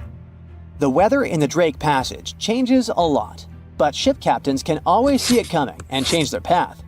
They will move the departure time to have a safety margin and not to get stuck in the middle of the passage in the worst possible conditions. Sometimes, the journey will be smooth and calm, and they call it Drake Lake. Other times, people on the ship will feel rough waves, which is called Drake Shake. Some experienced captains who often cross the passage say that the Drake Lake effect happens once in every 10 crossings, and they see the Drake Shake once or twice in every 10 journeys. A schooner or a kayak will probably not survive the journey among giant waves, but modest vessels and cruise ships have sturdy hulls and advanced stabilizing mechanisms. So, the journey isn't that dangerous anymore, but still, it's quite an adventure, especially if you're seasick. If you don't feel like risking it but want to travel from the Pacific Ocean to the Atlantic Ocean by water the fast way, the Panama Canal is waiting for you. People first started thinking about making a water path across Panama in the 16th century. Back then, a Spanish explorer found out that only a thin piece of land separated the two oceans. But it seemed impossible to build it because of the mountains and thick jungle, so the idea had to wait a couple of centuries. Finally, in 1880, France, led by the man who built the Suez Canal in Egypt, tried to make the canal. But the people who started the construction soon found out it was much harder than it looked on a map. The land in Panama was one of the toughest and most dangerous places to dig a big waterway. Workers had to literally move huge mountains in a jungle full of snakes, where it was really hot and rainy. During the wet season, heavy rain turned rivers into wild rapids and soaked the workers. Sometimes, they didn't see the sun for 2 weeks, and their clothes stayed wet all the time. Big rocks were falling, and tiny mosquitoes that carried malaria made people very sick. And then, an earthquake happened on top of everything. They were losing thousands of people. That's why France decided to abandon the project after 7 years. Then, the United States bought the French assets in the canal zone and finished it by 1914. It cost the US around $375 million. The 50-mile-long passage of water saves ships traveling between New York and San Francisco 7,872 miles. Around 14,000 ships use it every year and pay around $1.8 million in tolls. So it looks like it all paid off. Another challenging waterway in this part of the world is the Amazon River. It's around 4,300 miles long and flows through 3 countries with over 30 million people living in its basin. But there isn't a single bridge across it. The river has many marshes and soft soils, so engineers would need to build very long bridges and very deep foundations, which costs a lot of money. Building bridges over deep water is tough, but in other places in the world, engineers can use things like floating platforms to help. The river's path and water levels change a lot during the year. During the dry season from June to November, the river is usually 2 to 6 miles wide. But in the wet season from December to April, the river can become as wide as 30 miles. And the water level can rise by 50 feet. That's why they can't build floating bridges or pontoons. The riverbanks are made of soft dirt that moves and erodes with the seasons, and it makes things even harder. It would have to be an absolutely unique project to overcome all these challenges. Luckily, there's no pressing need for a bridge across the Amazon right now. The river mostly goes through areas that are sparsely populated, so there aren't so many major roads to be connected by bridges. Cruise ships. Amazing views, exotic destinations. What more could you ask for? While cruising on a megaship is usually super safe, it's good to know some of the secret codes they use on board. One of the scariest things you might hear is Code Red. That means there's a virus running rampant on the ship, and they need to do a serious deep clean. Sick passengers are stuck in their cabins until further notice. But the only announcement that might give you chills is Operation Rising Star, which means a passenger has passed away. On a lighter note, Operation Bright Star, not to be confused with Brightside, refers to a less critical medical emergency. If you hear PVI, that stands for a public vomiting incident. Yep, you heard that right. Some cruise lines have their own versions of this and just yell Purell, Purell, Purell to get the crew moving. There are tons of codes to keep track of, and let's be real, it's hard to remember them all, especially if you're not cruising all the time. So, here's a quick tip. If there's a fire or other emergency, you'll hear a general alarm bell. That means 7 or more short blasts of the ship's whistle, followed by 1 long blast. That's your cue to head to the muster station. Cruise ships are packed with unexpected features that many folks, especially first-timers, might not realize. Some of these floating hotels are massive, almost like small cities. While it's pretty easy to get the hang of all the fun stuff, think water parks, tattoo shops, and tons of dining options, there's also a whole hidden world below the decks that remains a bit of a mystery. So in most cases, there's a morgue, which makes sense as you never know when you hear Operation Rising Star. With millions of passengers cruising every year, it's sadly not uncommon for people to pass away on board. Because of this, many ships are equipped with a morgue and extra body bags just in case. Usually found on the lowest deck, the morgue is a small, stainless steel room that can hold anywhere from 2 to 10 bodies, depending on the ship's size. If someone dies, the ship's staff will alert the authorities back on land. A medical team will check things out and then move the body to the morgue until arrangements can be made. Typically, the body is taken off at the next port, but sometimes it stays on board until the cruise wraps up. Okay, and what if there's a real criminal aboard? Spoiler alert, you won't find any police on a cruise ship, but most of them still have a small jail, often called the brig. If passengers get a bit too rowdy and breach the cruise line's rules, the security team might just lock them up for a while. Yeah, it's not an official jail, it's more like a detention center. Cruise ships are fantastic for socializing, but sometimes you just want a quiet spot to relax and recharge. Luckily, there are plenty of secret hideaways on even the biggest ships where you can find your peace and soak in the views. To start, aim for the forward or aft ends of the ship. These areas are usually less crowded. You'll find cozy deck chairs, hot tubs, and maybe even the space to yourself. Check out the ship's daily schedule to spot activity-free lounges. For instance, the observation lounge might be empty during certain hours, and many ship libraries are perfect for a peaceful nap. On Seabourn, try the aft pool and hot tubs on Deck 5 for serene ocean views. Carnival ships have hidden forward decks where you can enjoy captain-like vistas. Royal Caribbean's Oasis-class ships have a track area at the back where you can relax while watching joggers. Viking's Explorer's Lounge has a quiet second level that's often overlooked. Disney magic and wonder have a little-known lookout on Deck 7, while Silversea's Silver Origin features a stargazing platform perfect for night sky watching.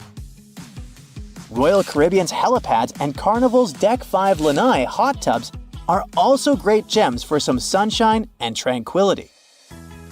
Now, when you think of pirates, images of Captain Jack Sparrow likely come to mind. Sure, there was media hype around Somali pirates, but are they still a problem? Not exactly. But even so, passengers on cruise ships traveling through high-risk areas near the Horn of Africa can be briefed on what to do if pirates attack. To keep things safe, outdoor activities must be shut down after dark. Cabin lights are better to be dimmed, and passengers are normally told to stay inside their rooms if warned of a potential attack. Despite this, the risk to cruise ships remains low. There's never been a successful attack on one. Anyway, experts admit that it's quite challenging to identify threats in these vast waters. While small pirate boats might be faster, larger cruise ships can usually outrun them and have structural features that resist boarding attempts. Measures like razor wire and fire hoses are among the defenses cruise lines employ to keep passengers safe. Though cruise lines stay tight-lipped about their specific strategies, ensuring passenger safety remains their top priority. Also, when you board your cruise ship, there are some key terms you should know about the layout. The front is called the forward, and the back is the aft. You'll find staterooms on both sides and in between, each with its own perks. Forward staterooms offer fantastic views, letting you enjoy the scenery just like the captain at the bridge as you sail into port. These rooms often have a bit more space thanks to the ship's angled shape. However, keep in mind that they experience more motion from winds and waves, which some cruisers love. While forward verandas are rare and can be windswept, the ocean view staterooms here often feature bigger windows for amazing vistas. On the flip side, aft staterooms provide stunning views of the ship's wake and great sights as you leave port. These rooms also typically have larger verandas, sometimes L-shaped, perfect for relaxing. Many dining options are also found towards the aft, making mealtime convenient. Just know that these rooms can be a bit further from elevators, requiring some extra walking. Don't forget to check the ship's deck plan before booking. If noise is a concern, avoid staterooms near busy areas. And finally, higher decks are usually pricier but offer better views and access to pool decks. Hey, you know how I-95 is one of the most crowded highways in the US? Well, there's also an I-95 on cruise ships, but it's just a hallway. This I-95 is down on Deck 0, and that's where the crew is hustling away under your feet. It's the crew's lifeline, where they do their laundry, hit up the nurse if needed, transfer your luggage, and sneak back into their tiny cabins for a breather. Now, if you romanticize working on a ship, let me try to talk you out of it, especially if you're into food. You won't be treated for leftover stuff. These are just rumors circulating online. It's true that the food isn't as luxurious as for passengers, but it's still quite okay. And if someone from the crew wants to treat themselves to something special, they can make a trip to a grocery store at a port to stock up on their favorite snacks to enjoy in their cabins. Yep, the crew members literally live on a ship. Their rooms are tiny and don't even have windows. Picture a bunk bed crammed into a space where the top bunk is so close to the ceiling, you end up bumping your head every morning. They have a tiny closet and just 2 drawers, which means you can only fit a couple of outfits. And what about bathrooms, you may ask? They're so cramped, you could sit on the toilet, take a shower, and brush your teeth all at the same time if you really wanted to. As for sleep, they don't really sleep at night. Instead, they catch cat naps throughout the day. It's tough to squeeze in a full night's sleep when shifts can last over 12 hours, and any free time usually goes to traveling, eating, or partying. If I asked you to name the most famous shipwreck of all time, you'd go with the Titanic, right? The Atlantic Ocean, the hope for new life, heartbreaking love stories. It had it all to become a blockbuster. But I guess you've never heard of SS Princess Alice that submerged in the sewage of the River Thames, taking between 600 and 700 lives with it. Life in 19th century Victorian London wasn't easy, especially for working class folks. Affordable public transport and bank holidays made it a bit easier. The people could escape to the coast on a train or pleasure boat, even if it was just for a day. Sheerness on the Isle of Sheppey in Kent started as a fort under Henry VIII and then grew into a bustling town with a dockyard. When they added a railway station in 1863, it became a prime destination for day trippers and holidaymakers. Seaside promenades, charming piers, and a whole bunch of fun stuff to do by the sea. It had it all. A bit inland along the River Thames, you had the Rocherville Gardens. These gardens had archery lawns, bowls, mazes, lakes, cliff walks, and even a floral bazaar. Plus, there was an aviary, a bear pit, and a skeleton of a lost whale that had taken a wrong turn in the Thames. Londoners of the late 19th century could hop on a train or cruise along the Thames by boat, and both options were pretty popular. But on the 3rd of September, 1878, way more people than usual opted for the boat. They chose it over the railroad after a passenger train had collided with goods wagons in Kent, taking the lives of 5 people. The river felt like a safer way to go. One of the ships available for the trip was the SS Princess Alice. The paddle steamer was first launched in 1865 on the west coast of Scotland. Its original name was the Bute, and it was used as a ferry for the passengers of the Wemyss Bay Railway Company. A couple of years later, it was sold and renamed after Queen Victoria's 3rd child. Then, it was sold again and got the nickname the Shah's Boat, as it transported the Shah of Persia up the Thames to Greenwich in 1873. The ship had gone through several alterations in its lifetime. It got new boilers and watertight bulkheads. The Board of Trade had inspected it and marked it safe. In the year of its final voyage, it was officially allowed to carry up to 936 passengers between London and Gravesend in calm water. On the day of the tragedy, Princess Alice was on what was called a moonlight trip downstream from Swan Pier near London Bridge to Sheerness, Kent and back. The trip wasn't expensive, so most of the passengers were from the working class. There was also a musical band aboard to keep the spirits up.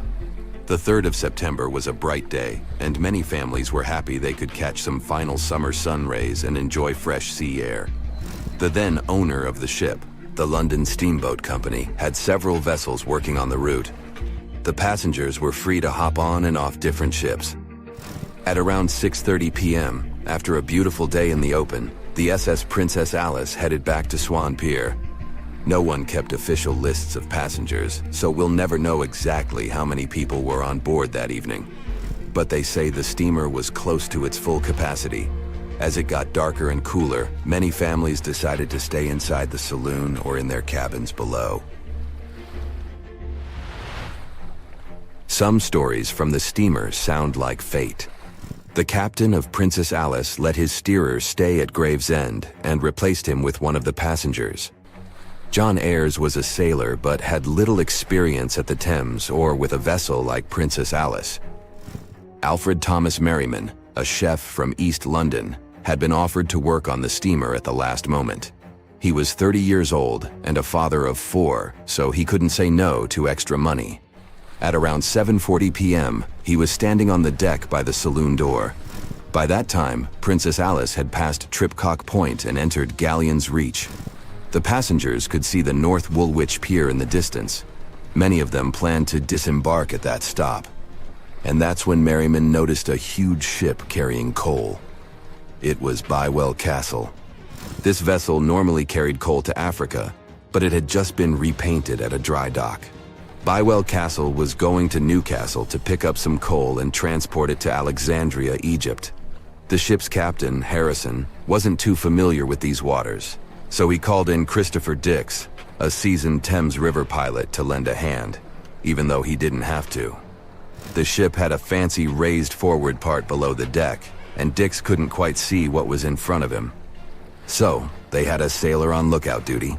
As they set sail from Millwall at the speed of 5 knots, 5.7 miles per hour, they tried to stick to the middle of the river, but other boats had other plans. When they were approaching Galleon's Reach, Dick spotted Princess Alice's red port light, headed their way, but planning to pass on the right side. At the same time, Grinstead, the captain of Princess Alice, was going against the river's flow, trying to find the smooth waters on the south side. He adjusted his course, steering into Bywell Castle's path. Both crews realized they were headed for a collision. Dix tried to steer clear and even ordered reverse full speed on the engines, but it was too late. The Bywell Castle collided head-on with the Princess Alice, which was much smaller, weighing less than a third of the 890-ton coal-carrying collier. It sliced the passenger steamer in two. As Merriman remembered later, laughter on board immediately changed into screaming and panic. Some people rushed to the bridge for safety. Merriman hurried to the captain, asking what to do next. The captain's response was grim. "We are sinking fast. Do your best." The ends of the steamer went high into the air, and the middle just sank, taking passengers with it. Those unfortunate ones who were below deck were tragically trapped. The impact caused tons of untreated sewage to gush from outlets near the collision site. The water became a frothy mess of unprocessed waste with a horrible odor. It was potent enough to make even the most resilient sailors retch. Amid the chaos, passengers struggled for life in the contaminated water. They inhaled lungfuls of hazardous waste without knowing. The crew aboard the Bywell Castle sprang into action. They dropped ropes from their deck, urging Princess Alice's passengers to climb aboard. Anything that could float, from planks to barrels, was tossed into the water to serve as flotation devices for those in need. Other members of their team launched a lifeboat, saving 14 people. Nearby boats, moored along the riverbanks, joined the mission, plucking survivors from the water. Many of Princess Alice's passengers didn't know how to swim, and it was even trickier for ladies wearing long, heavy dresses. Merriman was among the lucky ones who could swim. He first held on to a piece of wreckage, and then, when others got to it, swam away and caught onto a rope hanging over the side of the Bywell Castle. They managed to save around 130 people this way. Another survivor was Robert Haynes, who played in the Princess Alice band. He was fond of ships and had noticed the Bywell Castle a couple of minutes before the collision. He chose not to follow the rest of the band, who went downstairs for a break, and that saved his life. Princess Alice's sister ship, Duke of Teck, arrived 10 minutes too late to assist with the rescue efforts. Only 2 people who had been below deck or in the saloon managed to survive the collision. We still don't know the total count of lives taken on that day, but it's somewhere between 650 and 700. And what makes this story even more tragic is that it has been mostly forgotten. What is a boat doing in the middle of a desert? You would expect to find a seagoing vessel closer to shore. This is the question archaeologists have been asking for decades. In 1988, there was a storm near one of the most important archaeological sites in ancient Egypt. A wooden structure emerged from the sand. It was hollowed out by termites. Scientists were determined to solve its mystery. In 2000, they began excavating the site near Abydos, Ubidos. An American team of experts soon discovered a boat that was 70 feet long, and it wasn't alone. In total, there were 14 boats neatly resting next to each other. It was impossible to completely dig out the boats because of their poor condition. Luckily, the wood was preserved enough to get a sample. Analyses revealed that the boats were around 5,000 years old, the oldest fleet in human history to this date. The time of their construction predates the pyramids at Giza by half a millennium. Each ship of the fleet rested in a vault that matched its dimensions. The room was roughly a third of the size of a tennis court. It had mud brick walls that featured more than 120 drawings of boats. Ancient Egyptians incised them on whitewashed walls that were excellently preserved. Scientists have known about these mysterious chambers for well over a century. 1901, 1902.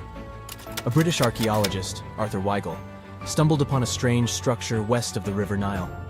His team caught a glimpse of the interior walls. Sadly, a section of the roof collapsed, so they had to call off further exploration. Researchers abandoned the site, but its location remained on the maps. The boat's position first led scientists to think that they rested on a bank of the mighty Nile.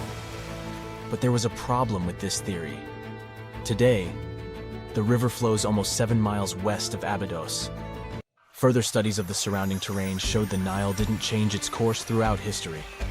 Also, if the boats floated near a dock, they would be in unstable positions. The 14 vessels at Abydos were perfectly parallel to each other. There was only one conclusion possible. Someone had deliberately placed them like that. They must have gone through a lot of effort. Each boat had enough room for up to 30 rowers. These vessels could really float.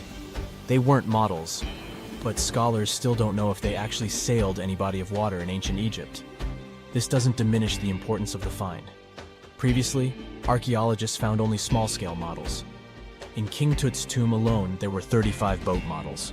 For a long time, these figurines were the only clues as to how ancient Egyptian vessels looked like. The boat's design confirms that they were the real deal.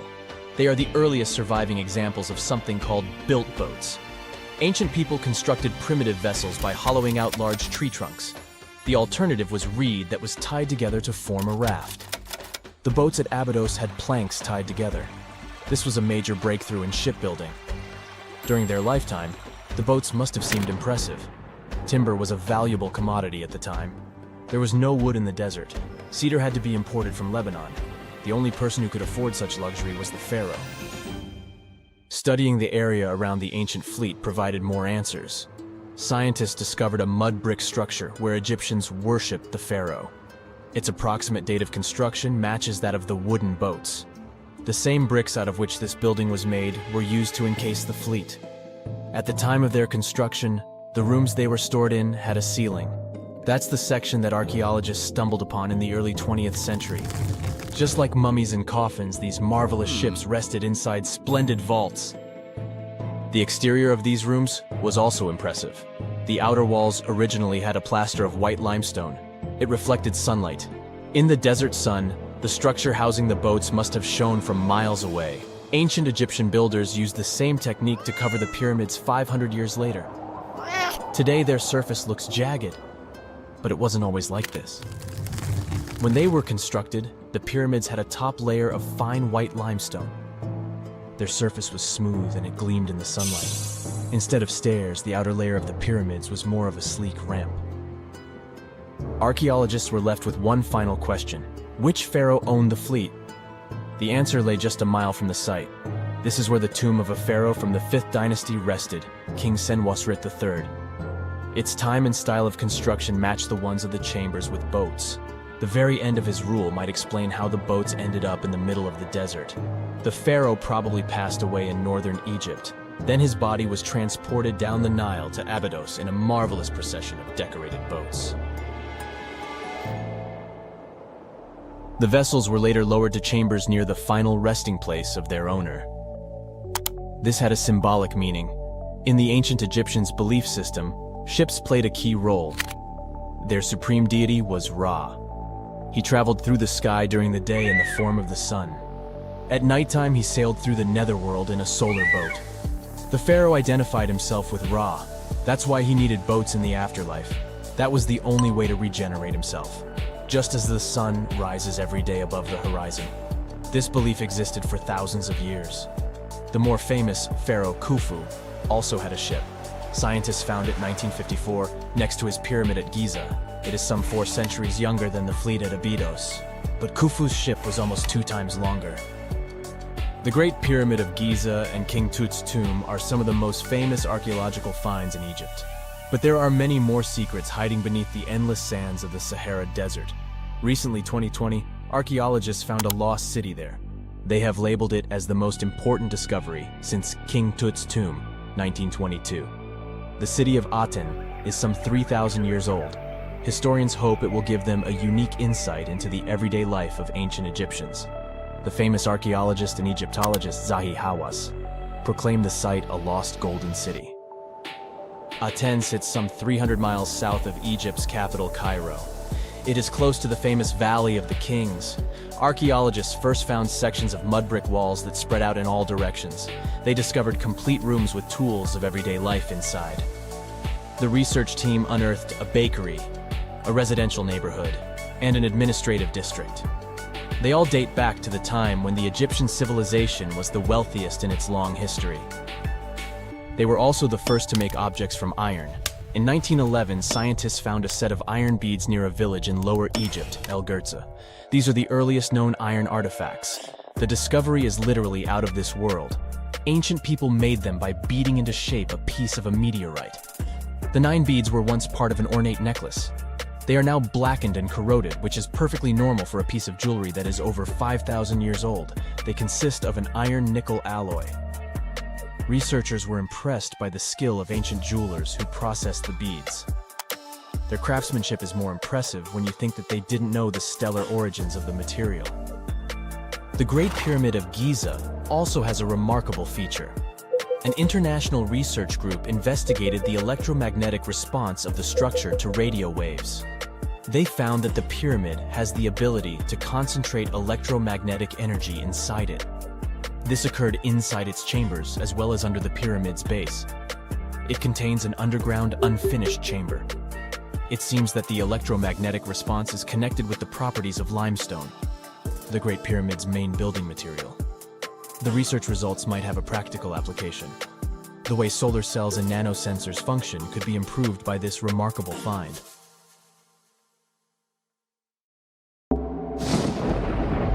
There's a ship drifting somewhere in the ocean without a crew.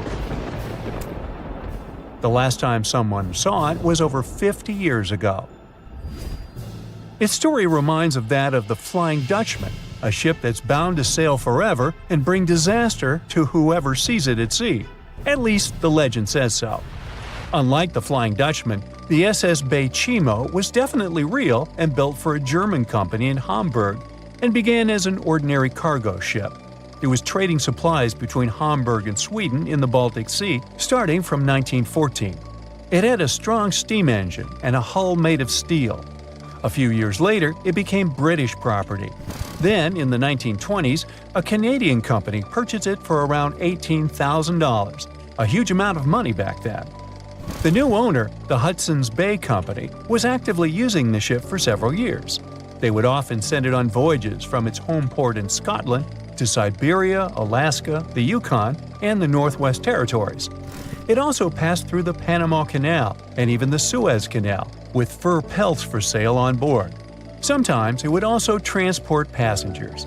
It had completed 9 successful voyages before this strip of good luck came to an end. Starting from the 1930s, SS Bay Chimo would have trouble with ice and storms.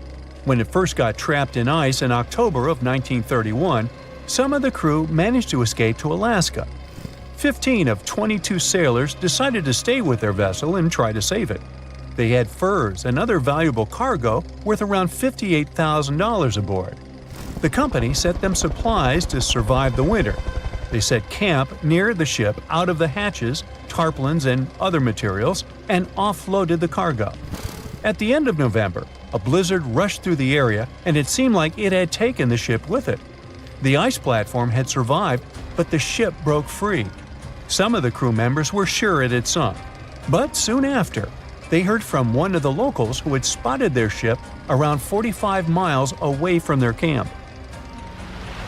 The crew moved on with their lives, and the ship started its journey as a runaway vessel. People would spot SS Bay Chimo once a year or so, all the way until 1965. It was mostly spotted off the coast of Alaska. A man going to Nome with his sled dog, along with prospectors, explorers, and treasure hunters, all claimed to have seen SS Bay Chimo. Someone tried to board it and take it to port, but ended up stranded on it for days because of horrible weather. Others got luckier and managed to take a whaleboat, some furniture, and other valuables from the vessel. Those who got close to the ship saw that it was damaged and missing the propeller. Still, it stayed afloat without a crew for at least 38 years and became the longest sailing ghost ship in history. In 2006, the Alaskan authorities started a project to solve the mystery of this ghost ship of the Arctic and finally find SS Beichimo, either still above or below the water. So far, the project has not been a success.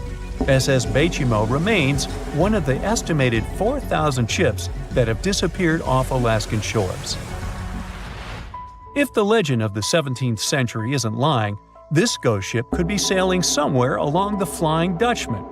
It belonged to the Dutch East India Company.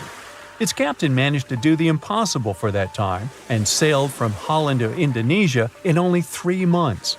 They said he was flying over the sea, and some evil tongues explained that he had made a deal with evil forces to achieve that. Once the ship was sailing back home, its captain and crew disappeared without a trace. There are many versions of what happened to it. One of the first ones said it had tried to enter port at the Cape of Good Hope, got in a terrible storm, and sank as there was no captain to save it. Another legend says the captain had refused to obey the skies to let the ship sink during the storm. A scary life form then struck the boat and the crew, and it was condemned to forever wander without rest. Many sailors claim to have spotted the Wandering Dutchman.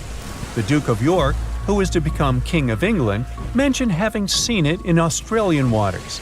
Right after spotting the ship, the man who saw it first fell from the top of the mast and didn't survive. There were more encounters with this legendary ship up to the middle of the 20th century. Ships would nearly collide with it as the Flying Dutchman jumped out of the blue. Scientists have a more logical explanation for this mystery: Fata Morgana, not to be confused with Hakuna Matata.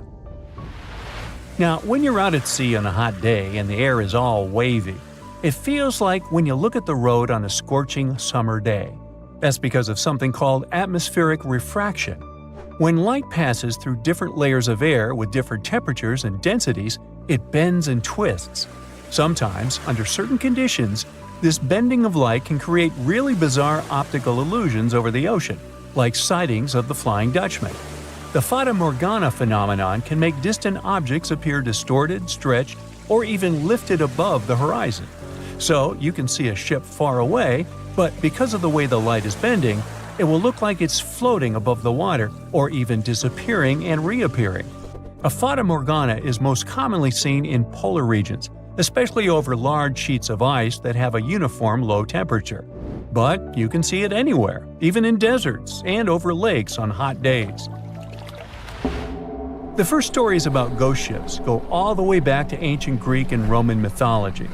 One of the most famous ghost ships in history is the Mary Celeste. This brigantine was traveling from New York City to Genoa and was fully stocked with provisions, but missing a crew when it was discovered in the Atlantic Ocean in 1872. The crew's personal belongings were also there, completely undisturbed. The final entry in their log was made 10 days earlier. We still don't know what happened to its crew, and the ship has inspired many spooky stories and legends.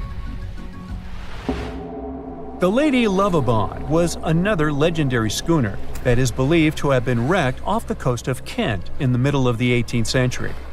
The story tells that the ship's captain, Simon Reed, had just got married and took his bride on board for a celebratory cruise, despite the superstition that it could bring bad luck.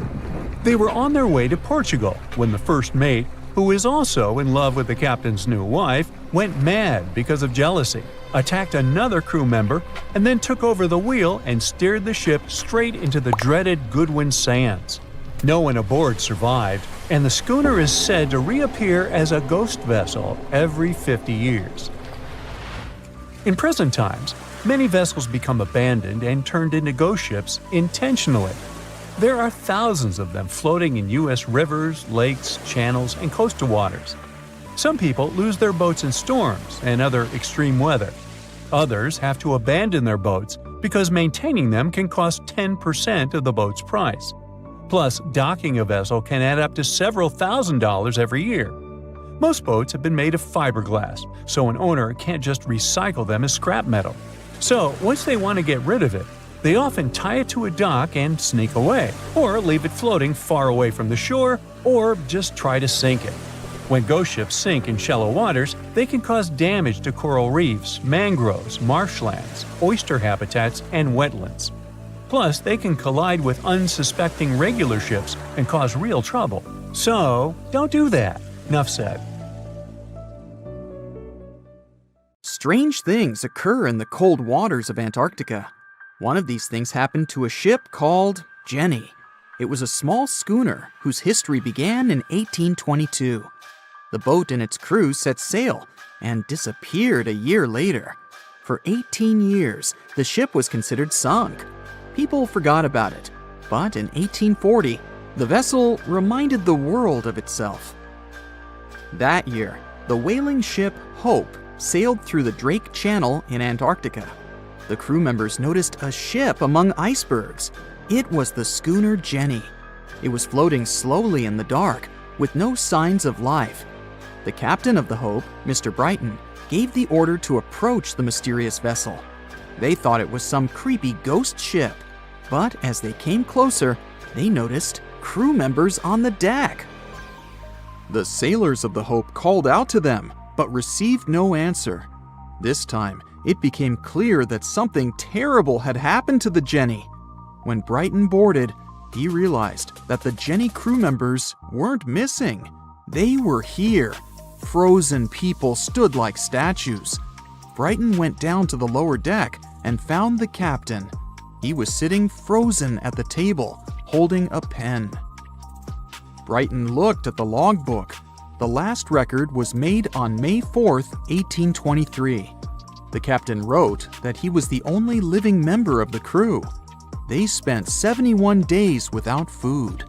It seemed that the ship got lost in the sea because its captain went off course or sailed into an iceberg, but no one knew for sure. After that, nobody ever saw the Jenny again. According to rumors, the crew of the Hope abandoned the frozen ship and left it to drift in the cold waters. According to other rumors, this whole story is fiction. The story of the Jenny was described in a German magazine in the middle of the 19th century. Still, there was no further evidence of the ship's existence. Already in our time, Cambridge University decided to explore the case of the Jenny. The researchers discovered that one of the crew members of the Hope, who didn't disclose his name, told someone the legend of the frozen ship. Someone shared the story with another guy, and it was published in a German magazine called Globus. And that's all. There was no other evidence. One of the most famous ghost ships was the Mary Celeste, and there's no doubt about its existence. The history of this vessel was documented in court. People wrote about it in newspapers, but the most exciting thing is that the ship continued to be used even after 10 people disappeared from its deck. The history of the Mary Celeste began in Canada in 1861. When it was first built, the ship was called the Amazon. It changed captains several times, and it also hit some rocks. The boat was sold, bought, then sold again, repaired, and sailed under the name Mary Celeste. In 1872, it had a new captain, Benjamin Briggs. He was a decent, brave man with a lot of experience in navigation. He had a beloved wife, a daughter, and a son. When he went on his last voyage, he took his wife and daughter with him, and his son stayed in America. In November of 1872, the Mary Celeste sailed from the port to New York with 10 people on board and disappeared.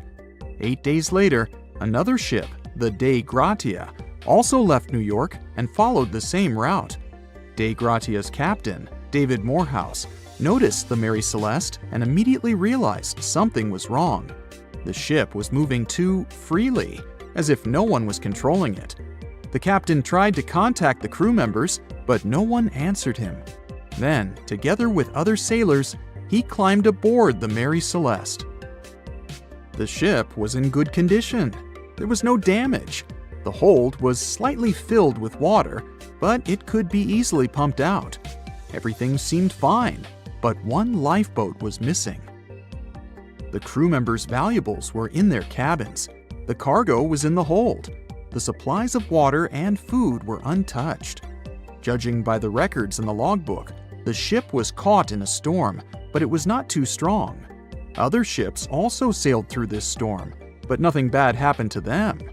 The last record was dated November 25th, and it claimed that everything was fine. The sails of the Mary Celeste were slightly damaged, but perhaps it happened after the crew had disappeared. The whole ship was in excellent condition, but what made the people leave it? Part of the crew of the Dei Gratia stayed on board the Mary Celeste to bring it to dry land. Everything went well. They delivered the ship to the closest port. Next, the captain of the Dei Gratia appeared before the court and told about what had happened. However, the prosecutor and the judge didn't want to believe in the story of the Mary Celeste. They were sure the captain got rid of the ship's crew to get money for its cargo. According to the maritime laws of that time, if you found a ghost ship with valuable cargo, then a substantial part of this cargo belonged to you. So, many people thought that David Morehouse decided to earn some money. This version seemed to be more valid than the one about the mysterious disappearance of 10 people. Fortunately, no one accused the captain of committing a crime. They thanked him for his service and gave him a monetary reward. However, his reputation was damaged, which greatly affected his career, as many believed he attacked the crew of the Mary Celeste. But even after this terrible case, trial, and investigation, the story was not over. The Mary Celeste was still an expensive and efficient vessel. It sailed several times, but then one captain crashed it into the reefs to get insurance. The court revealed this deception and accused the captain of intentional property damage. The story of the Mary Celeste became famous all over the world. People began to build their theories, realistic and not. Someone believed the ship had sailed through the Bermuda Triangle, but this version was quickly refuted, as the route of the Mary Celeste passed thousands of miles away from the Bermuda region. Did the Kraken or another giant monster attack the ship? Nope. Since the boat was found in almost perfect condition, there were no signs of a struggle. One of the most popular versions was that the crew of the Mary Celeste stole some valuable cargo and sailed to Spain on the rescue boat.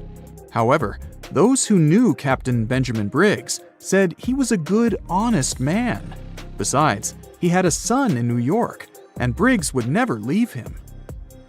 A more thorough investigation revealed that a series of accidental circumstances could have caused the disappearance of the ship's crew. Before its last voyage, the vessel delivered coal. Perhaps the pump intended for pumping water got clogged with coal after that. And when the ship got into a storm, the hold filled with water and the pump broke. The captain couldn't understand the amount of water because numerous barrels in the cargo hold blocked the view. Benjamin Briggs assumed it was dangerous to stay on the ship during a storm, so he evacuated with the passengers on a lifeboat. Perhaps they were close to land and decided to sail there, but the storm intensified and overturned the boat. Also, one record in the log journal said that the chronometer was faulty. It was a device that helped to determine your location at sea using longitude. Briggs got lost and didn't know which way to sail. The storm was strong, and he couldn't determine whether the ship would sink. Perhaps Briggs decided to leave the ship in a rescue boat when he saw the coast of the Azores. The uniqueness of this ghost ship case is that, unlike many others, you can investigate it yourself. There's a lot of information about the Mary Celeste on the internet. There are documentaries and research articles. Perhaps you'll be able to notice something that others haven't seen and solve the mystery of the disappearance of 10 people. Picture this. You're planning your dream holiday, but instead of going to a tropical beach or a bustling city, you're thinking about going to space. Imagine yourself floating, weightless, looking down at Earth from a whole new perspective.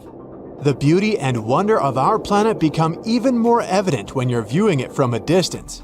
And now, this dream can come true. Yes, you heard that right. Space tourism. Space tourism is something that has fascinated people for generations. This idea has been around for almost 20 years. We've seen it in movies and read about it in stories. But now, thanks to advancements in technology, it's finally becoming a reality. The first space tourist was a businessman named Dennis Tito. He visited the International Space Station in 2001. Sounds incredible, but here's the catch. Tito's trip cost a mind-boggling $20 million. That's a lot of money, and it made space travel seem like a dream that only the super rich could afford. And it's true that space tourism can be quite expensive. But a lot of time has passed since that day, and now space tourism is becoming more attainable for people who aren't billionaires. Of course, the industry is still in its early stages, but the demand for it is skyrocketing, pun intended. Experts believe that it will continue to grow at an incredible rate of around 40% every year from 2023 to 2030. So, with all this in mind, let's talk about what awaits us in the near future. There are different types of space tourism. First up, we have suborbital spaceflight. It's the trip where you reach an altitude of over 300,000 feet, which is way higher than any airplane can go. In fact, it's so high that you cross a special line called the Kármán line, which marks the boundary of outer space. How cool is that? So it's basically like a quick jump into space and back. So let's talk a bit more about suborbital spaceflight. Imagine you want to go on vacation to Sydney, but you live in London. Normally, it would take you about 22 hours to get there by plane. That's a really long time to sit on a plane. But guess what? Scientists and engineers are working on a new way of traveling that could make the journey from England to Australia super fast and exciting. Suborbital space trips could be used for quick travel between different cities on Earth. Instead of flying in a regular airplane, you would hop on a spacecraft that can go really, really fast. According to a recent study, in the near future, it might be possible to fly from London to Sydney in less than 2 hours. Just imagine how amazing that would be. You would zoom up into space, see the Earth from above, then come back down in no time at all. What an adventure! This study, conducted by the UK's Civil Aviation Authority, was all about understanding how our bodies react to trips outside Earth's atmosphere. To figure this out, the researchers needed some brave volunteers. They recruited 24 healthy people between the ages of 32 and 80. These volunteers were taken to a special training facility called an RAF centrifuge in Cranwell. A centrifuge is a big machine that looks like a giant spinning chair. The volunteers were sat in there to experience a simulation of spaceflight. They were spun around, and their bodies felt the pressure and changes in gravity that happen when you go into space. Almost everyone handled the simulation pretty well and quickly returned to normal. One person even briefly lost consciousness, but it was because of the gravitational forces, and they recovered soon after. Now, this study found some surprising things. Many people think that you have to be really fit and young to handle space flights. But the research showed that older people can actually cope better with all this gravity craziness. So even if we don't develop space tourism in the next decade or two, you'll still have a chance to visit space, even when you get old. Right now, there are two big players in the suborbital spaceflight game: Virgin Galactic and Blue Origin.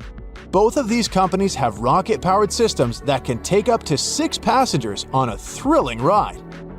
Virgin Galactic has already had 4 successful flights, but they recently ran into some financial trouble. On the other hand, Blue Origin has flown 32 passengers on their new Shepard rocket. The catch is pretty obvious. Right now, space tourism is super expensive. Companies can charge a whopping £350,000 per seat for these flights. But don't worry, things are about to change soon. Experts believe that space tourism will grow in the coming decades. It will be kinda similar to what happened to airplanes. Right now, the cost of a quick trip to space is very high. But as time goes on, the prices will go down. Eventually, space tourism will become more affordable and accessible to people all around the world. That means not just our children, but many of us will have a chance to experience the wonders of space. As technology advances, we might even be able to plan rocket-powered holidays in the future. Can you imagine telling your friends that you went on a vacation to space? What a flex! And now, let's talk about orbital spaceflight.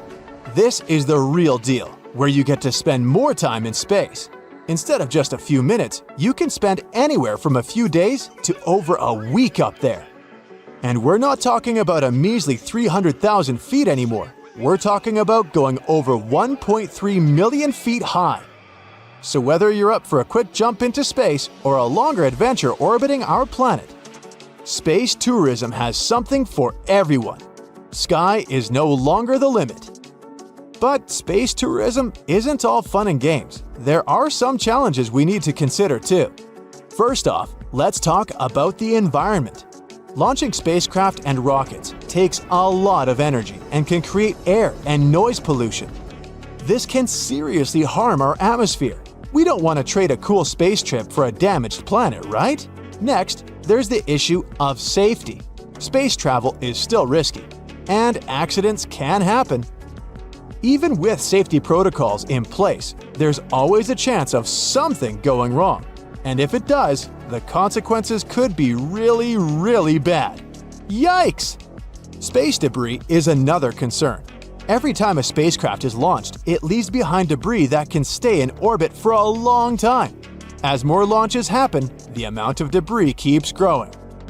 This can cause problems for other spacecraft, and even small pieces of debris can cause damage. Space travel also requires a lot of resources like energy, fuel, and materials. Using up these resources too quickly could have long-term consequences for our planet and future generations. We need to make sure we're not depleting everything in our quest for space exploration. Oh, and let's not forget about all the legal stuff.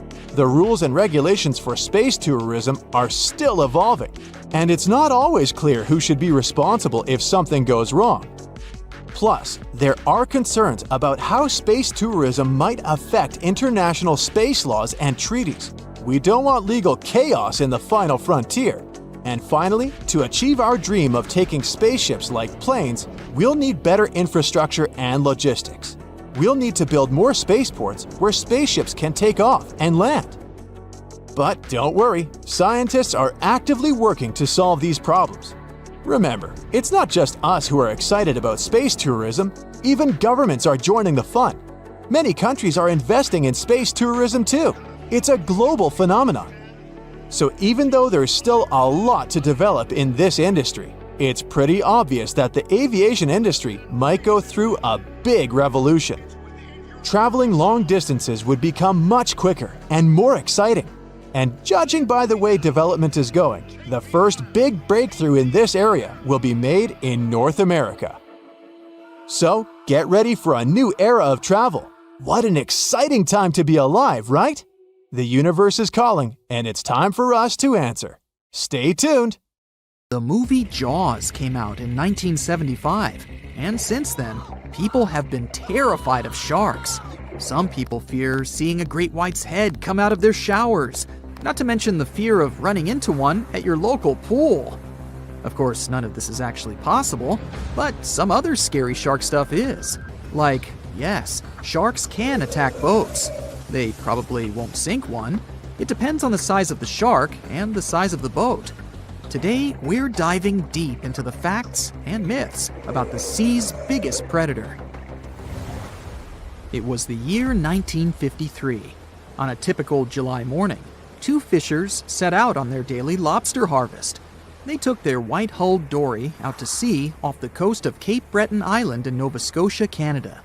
Since it was the lobster season, the sea was dotted with several dories spread out across the water. But that day, something strange happened. As soon as they put the dory at sea, they noticed a large dorsal fin chasing after their boat. They were surprised to see that the shark would follow their boat's every move. For an entire week, they took out their white dory from the harbor. and the shark followed them around. Until one morning, as the men were alone at sea, the shark charged at full speed at the boat and smashed a 7-inch hole in its bottom. The boat turned over, and both men fell into the water. The shark didn't come after the men, though. Instead, it swam away and disappeared for good. To clarify, a dory is a small, fragile boat usually measuring 16 to 23 feet long. So how long did that shark need to be in order to sink it? Well, as soon as the boat was retrieved from the ocean, researchers found something interesting. One of the shark's teeth was found stuck in the hull.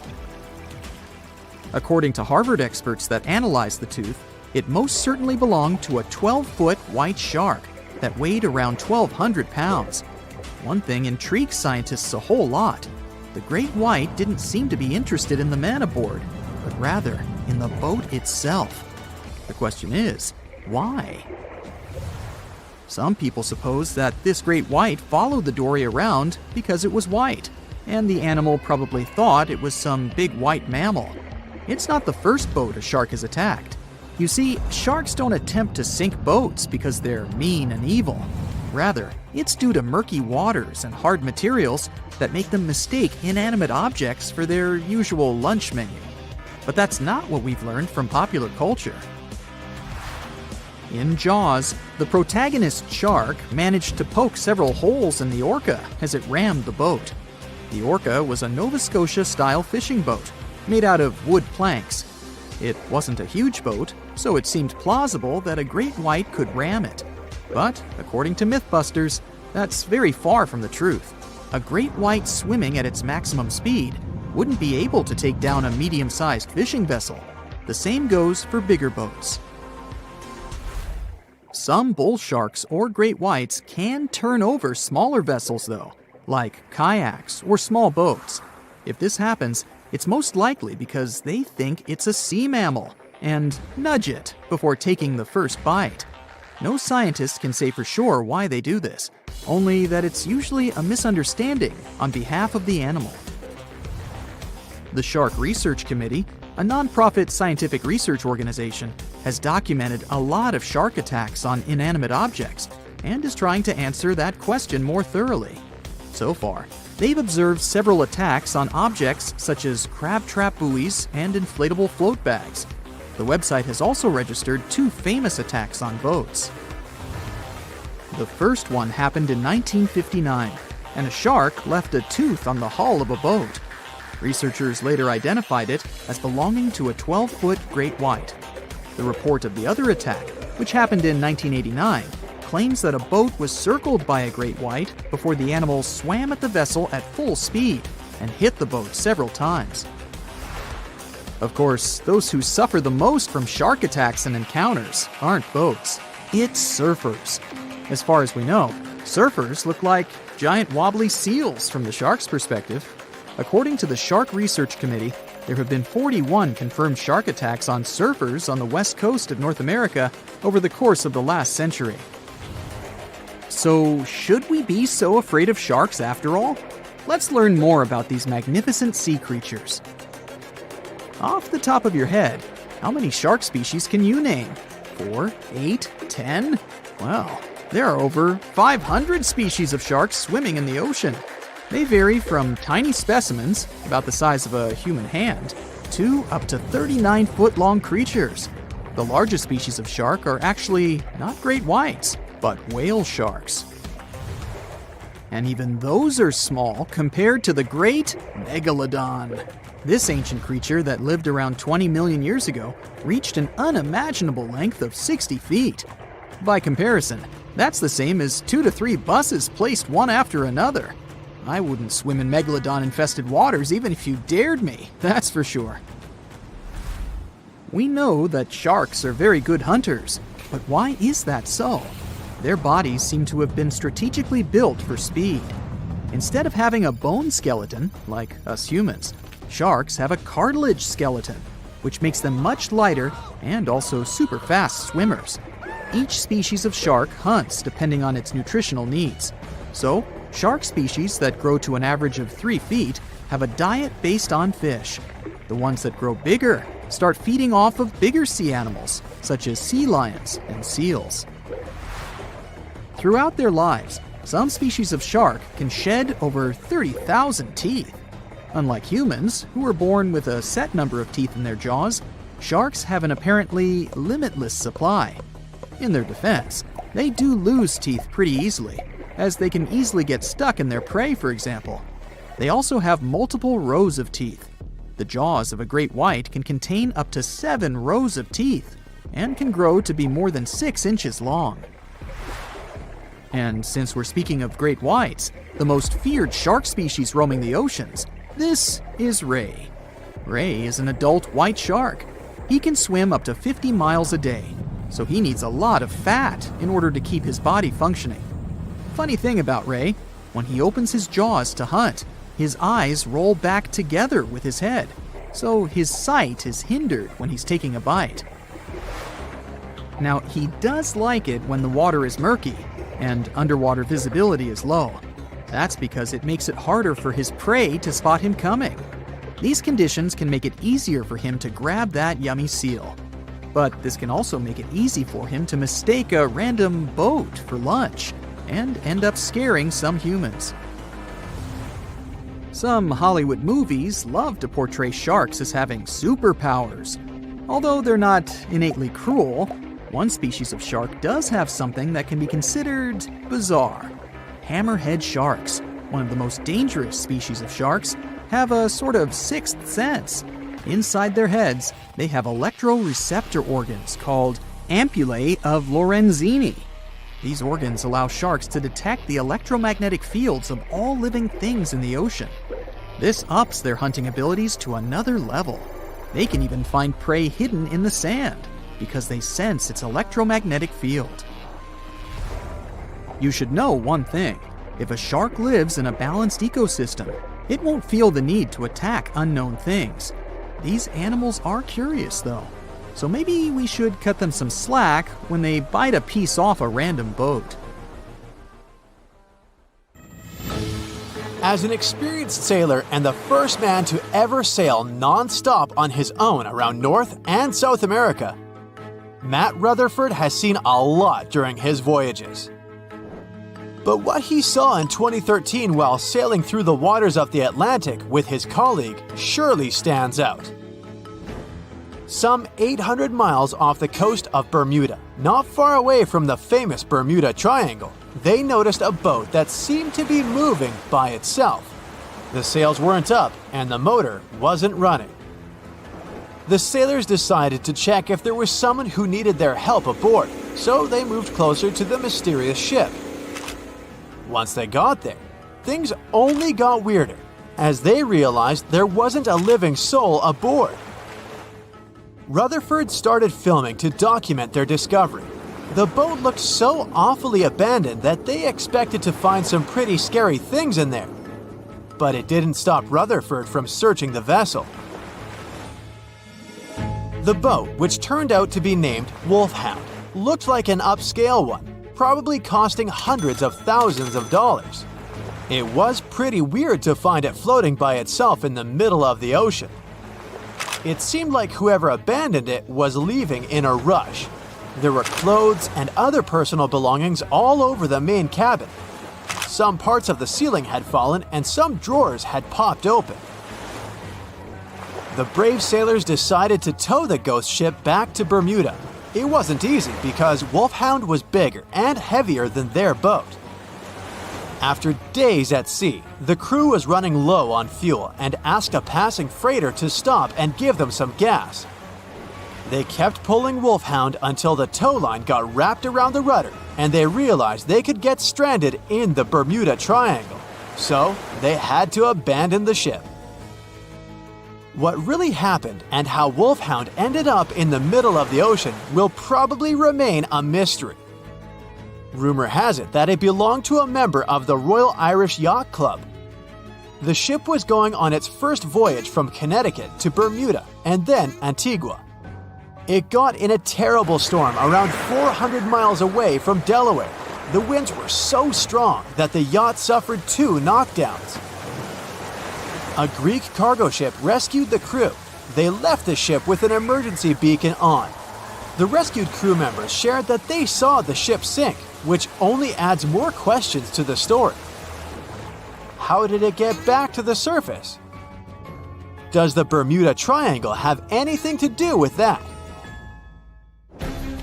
Christopher Columbus himself reported some unusual compass activity going on in this mysterious area while he was on his way to the New World. Despite the stories of more than 50 ships and 20 planes disappearing in the area, it remains one of the most heavily traveled shipping routes in the world. Some skeptics believe that this fact solves the Bermuda Triangle mystery. It could make sense because the busier the area, the more accidents happen there. But then again, it's not the number of disappearances that makes the place so mysterious. It's the lack of explanation and wreckage lost for good. The first ever confirmed ship to vanish in the Bermuda Triangle was the USS Pickering. In 1800, it departed from the US on its way to the West Indies. The ship sailed into the Bermuda Triangle along with its 90-man crew. No one ever heard anything from them ever since. The popular explanation is that the ship was taken out by a storm. But because no one found any wreckage, we'll never know for sure. The largest ship that has ever disappeared in this mysterious area was the USS Cyclops.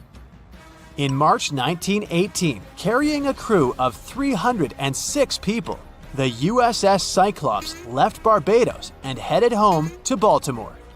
The ship passed through the Bermuda Triangle on its journey and vanished into thin air, or rather, water. The Cyclops never sent any distress signal and disappeared without any explanation or trace. The Bermuda Triangle isn't the only place in the world where ships go missing or mysteriously resurface. One of the most famous ghost ship stories would be of SS Bechimo. The large cargo steamer was built in Sweden. On October 1st, 1931, it got caught in pack ice. The crew decided to wait it out and managed to break free after a couple of days, only to get trapped again in less than a week. This time, they didn't manage to make it out. A rescue team went by air to save 22 of the crew members. 15 other members stayed in a wooden shelter they built not far away from the ship. Their plan was to wait out the winter and get back aboard. At the end of November, a strong blizzard was rushing through the area. When it was over, Bechimo seemed to have gone away with the storm. The captain decided it must have broken and sunk, but a few days later, a local hunter informed them that he had seen the ship around 45 miles away from their camp. The crew managed to find the ship and took the most valuable cargo from its hold. They had fears that Bechimo wouldn't live through that rough water, but it did manage to survive after all. Once the ice was gone, it floated away and ended up drifting along the shores of Canada and Alaska. Many people reported seeing the ghost ship in an open sea. Some even tried to board it to save the ship, but the weather didn't allow it to happen. The last time someone saw SS Bechimo was in 1969, 38 years after its crew had left it. It could still be drifting somewhere in the ocean. The story of MV Hoita happened in the South Pacific. The ship was originally a wooden luxury yacht. After serving for 20 years to various owners, it became a merchant ship. In 1959, it set on a trading voyage that was supposed to last around 2 days. When it didn't reach its destination on time, no one was worried at first, as things happen in the open waters. After another day, and no distress signals from the Hoita, it was obvious that something serious was going on with it.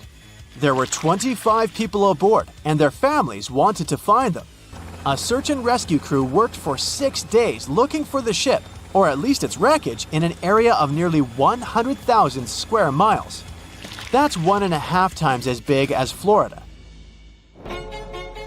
Sadly, the mission had come back with no results. It seemed like Hoita had disappeared without a trace. A month later, another merchant ship noticed Hoita drifting in the ocean, miles and miles away from its original route, and none of the crew members or passengers were on board. The cargo had also disappeared. The lifeboats were also gone, so the people must have escaped the ship hoping to save themselves.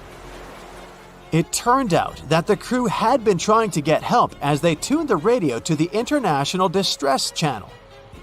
But the damaged cable didn't let them send the signal any further than 2 miles. It also looked like when they were leaving the ship, the crew took the logbook with them, and we still don't know what exactly happened to Hoita.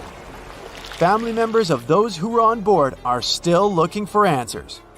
One professor claims it must have been a corroded pipe that leaked and flooded the vessel, but we'll most likely never know for sure. In the Pacific Ocean, near Japan, there is an area nicknamed the Devil's Sea. It's believed to be one of the 12 vile vortices around the Earth. Some people claim that vile vortices have weird things going on in them because the pull of the planet's electromagnetic waves is stronger there than anywhere else. The most famous ship that disappeared in the area was a fishery patrol vessel in 1952. The ship went there to investigate the vessels that went missing previously and disappeared along with 31 crew members.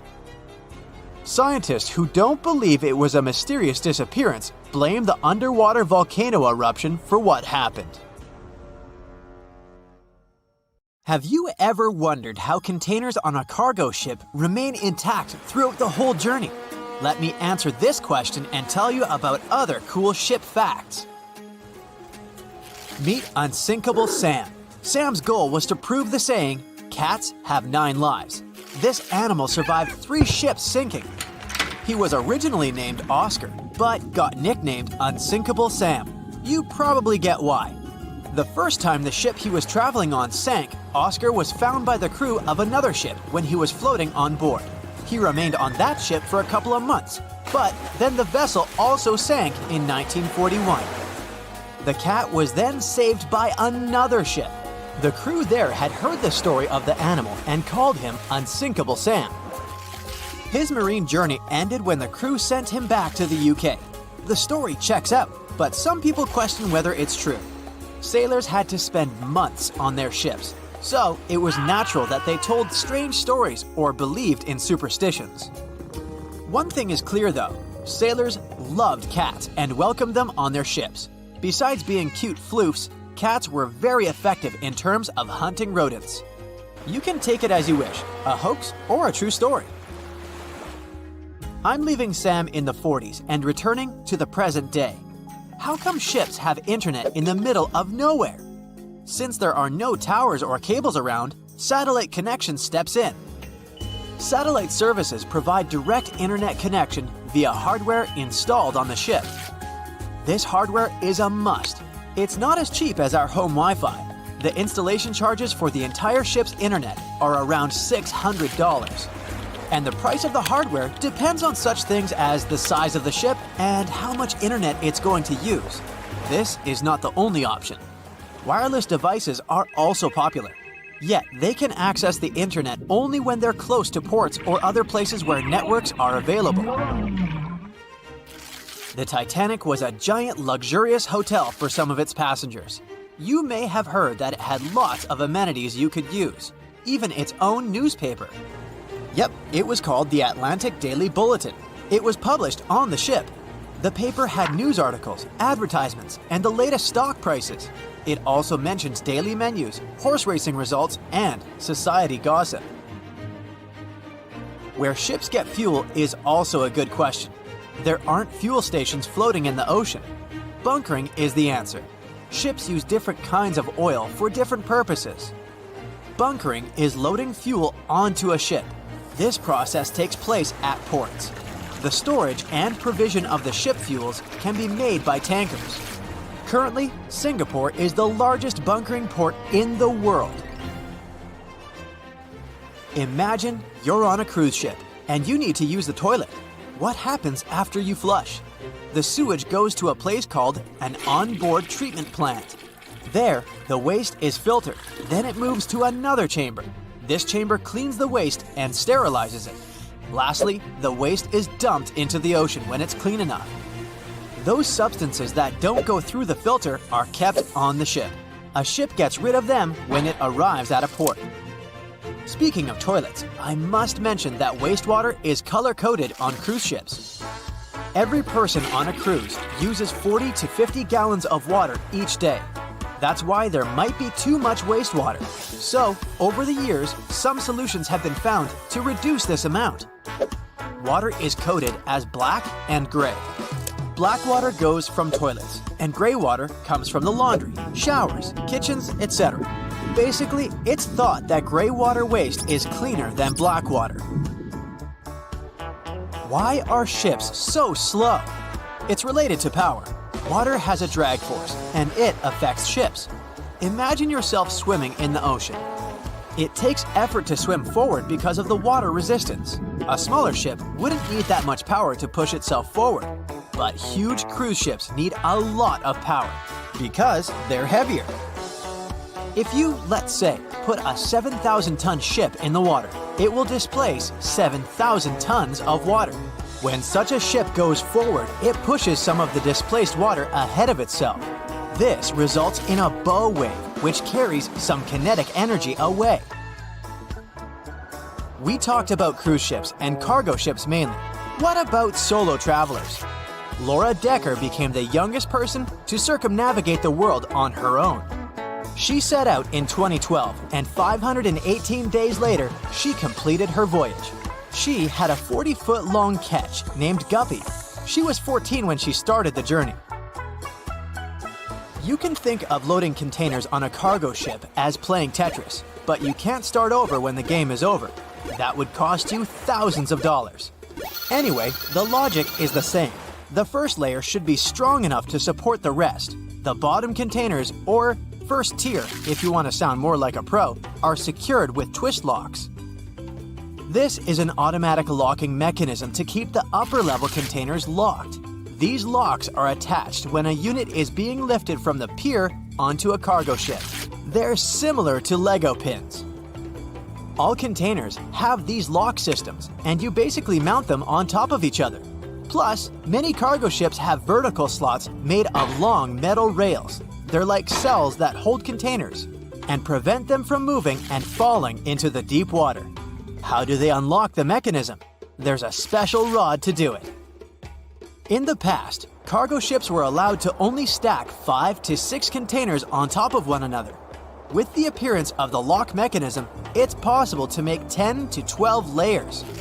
Still, hundreds of containers get lost each year because of harsh weather conditions, or simply because of the negligence of people who load them. According to some data, more than 3,100 containers were lost in 2020 to 2021. The number was only 779 in the previous year. This means an almost 400% increase. Apparently, there are hidden passageways and secret doors on cruise ships. The ship's staff get from one place to another without using the stairs and doors that passengers use.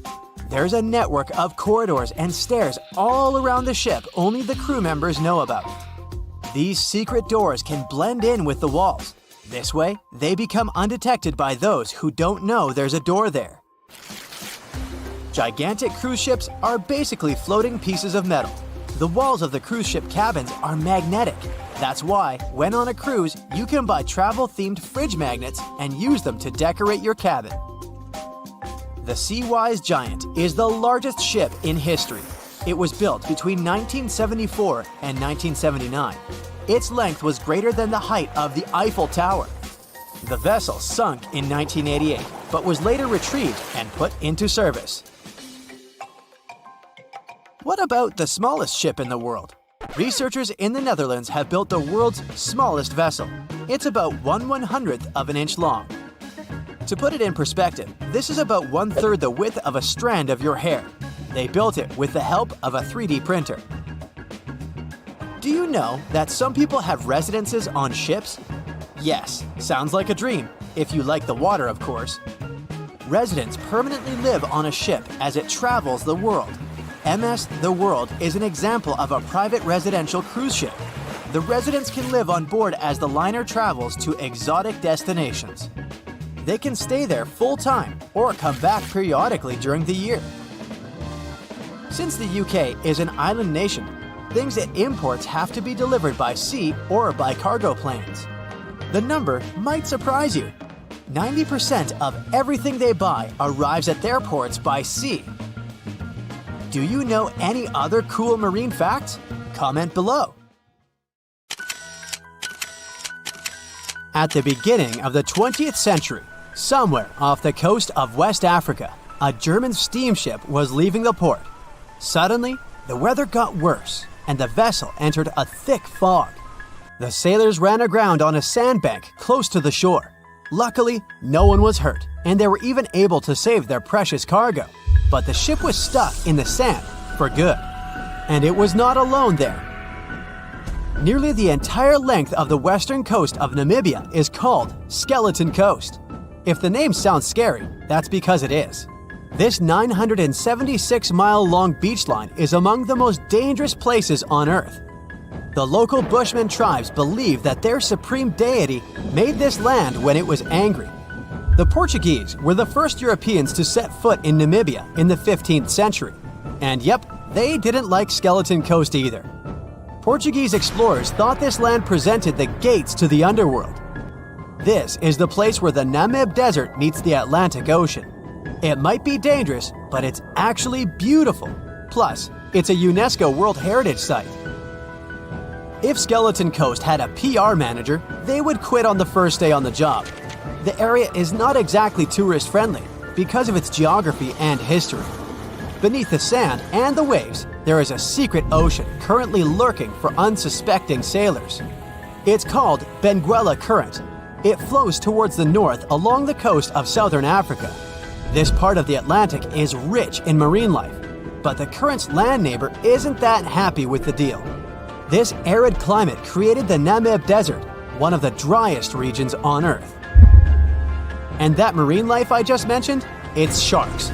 11 species of them to be exact. And yes, the great white decides to pop by once in a while. So far, we've got a desert landscape, strong currents, and sharks. Not a place for a beachside resort, definitely. But if someone ends up on Skeleton Coast, will they know they're in danger? Don't worry, they will. The beach is littered with wrecks of all sizes and shapes. If you remember that German ship I mentioned in the very beginning, its massive and rusted stern is now sticking out from the desert sand. There are some 500 wrecks in total scattered along the coast, and it's a mixed crowd, from Portuguese galleons centuries old to ships that ran ashore here in the 21st century. A modern fishing ship called Zela India managed to slip from its tow rope in 2008 and ended up on Skeleton Coast. Okay, it didn't escape on its own, it had some help from the elements. But it's better to be a tourist attraction on a beach than to be broken up for scrap. That's where the trawler was originally going, poor thing. Skeleton Coast's most famous inhabitant, to call it such a place, is the wreck of the Dunedin Star. The British cargo liner ran aground here in 1942. The massive rescue operation that followed reveals why it's so dangerous for sailors to end up here. The rescuers managed to save all of the crew and passengers, but at a heavy price.